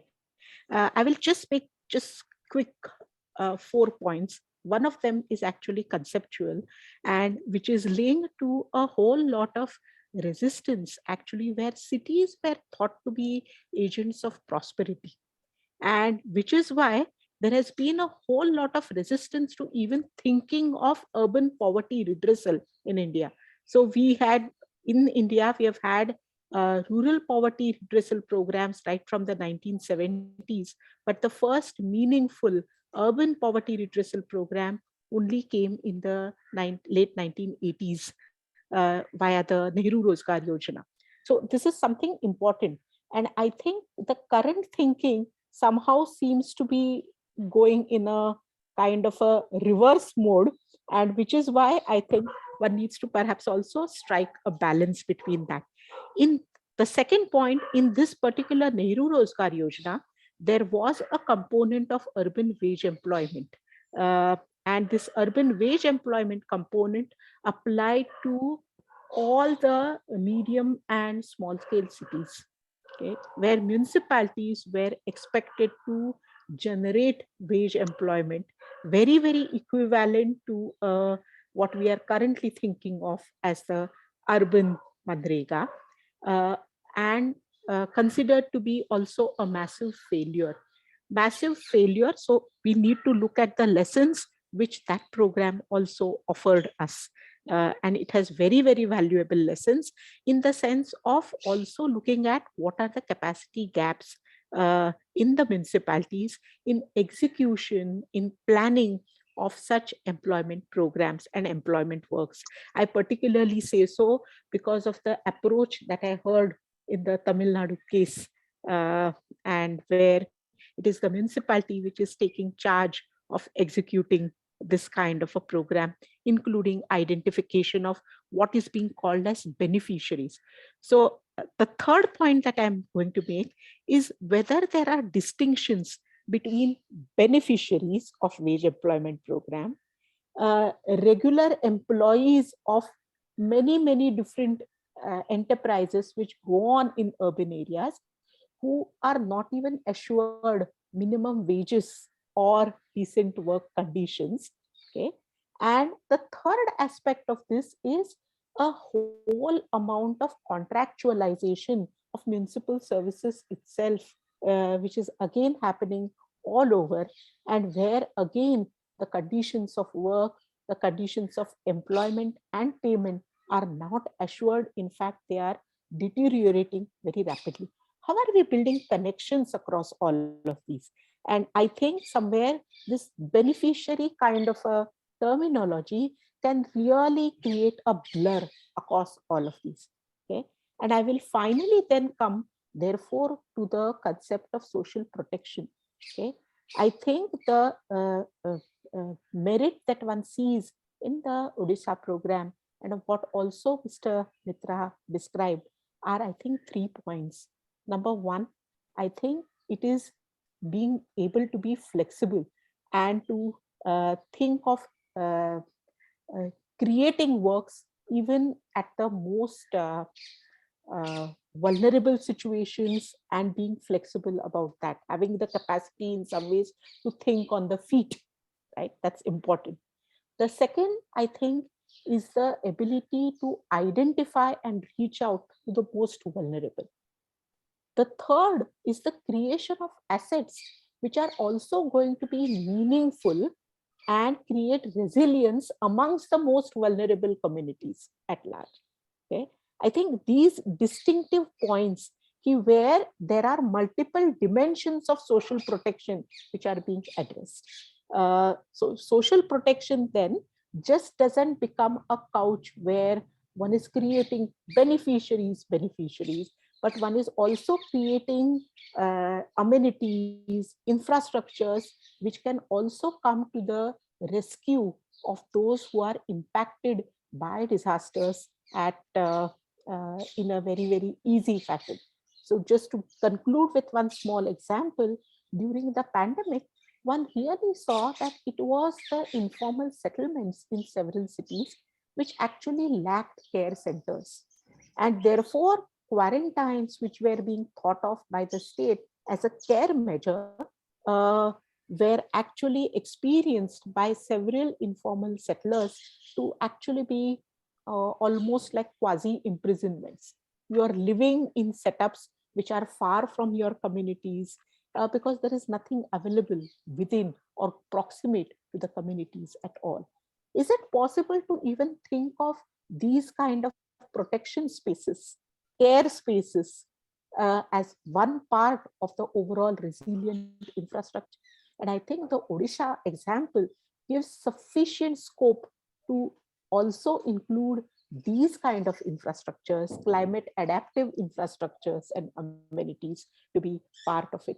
And therefore, I think if one approaches this creatively, and if especially the municipalities are able to partner with CSOs, with communities, then I think there can be a effective social protection which can be envisaged. Otherwise, I think it draws a massive blur, and these can only be then invitations for massive amounts of siphoning of funds and all kinds of contractual agencies to actually enter the entire scenario. Thank you. Thank you so much, Professor Amita. I think you've touched upon very important points in your intervention, especially on creating larger and long-term assets that will actually help the beneficiaries that you said we should be using to kind of become resilient, to become more sustainable. Now we are actually running out of time, and I had several questions from my side as well, but I don't think so. I'll ask them, and I also see that there aren't any questions from the audience. I actually would really like to get in touch with all of you and just kind of share some thoughts and share our programs with you and learn some more post this workshops. But I thank you all to be part of this session. And I hope we'll get to converse more in the coming times. I would now request the FCDO India to give key.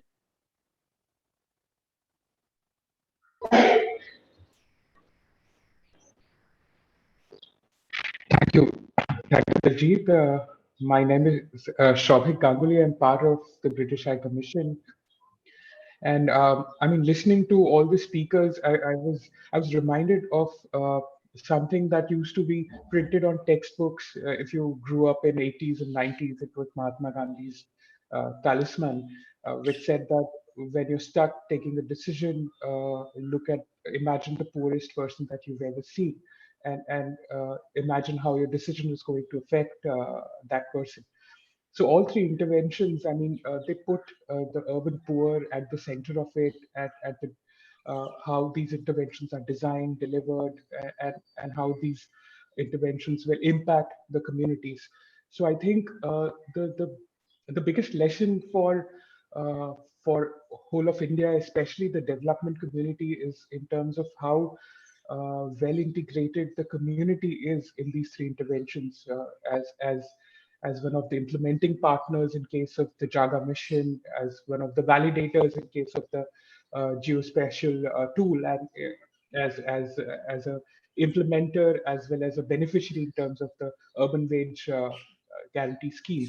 So that's the biggest lesson that we take, especially because, I mean, given the pressures of climate change and given the focus on it, there will be a tendency for governments, for local administrations to spend a lot of money in creating climate resilient infrastructure. But a lot of times we tend to ignore the most vulnerable section of the society because they don't have formal ways of communicating, reaching out to us. And maybe that's the biggest gap that we need to fill, that we need to hear the community.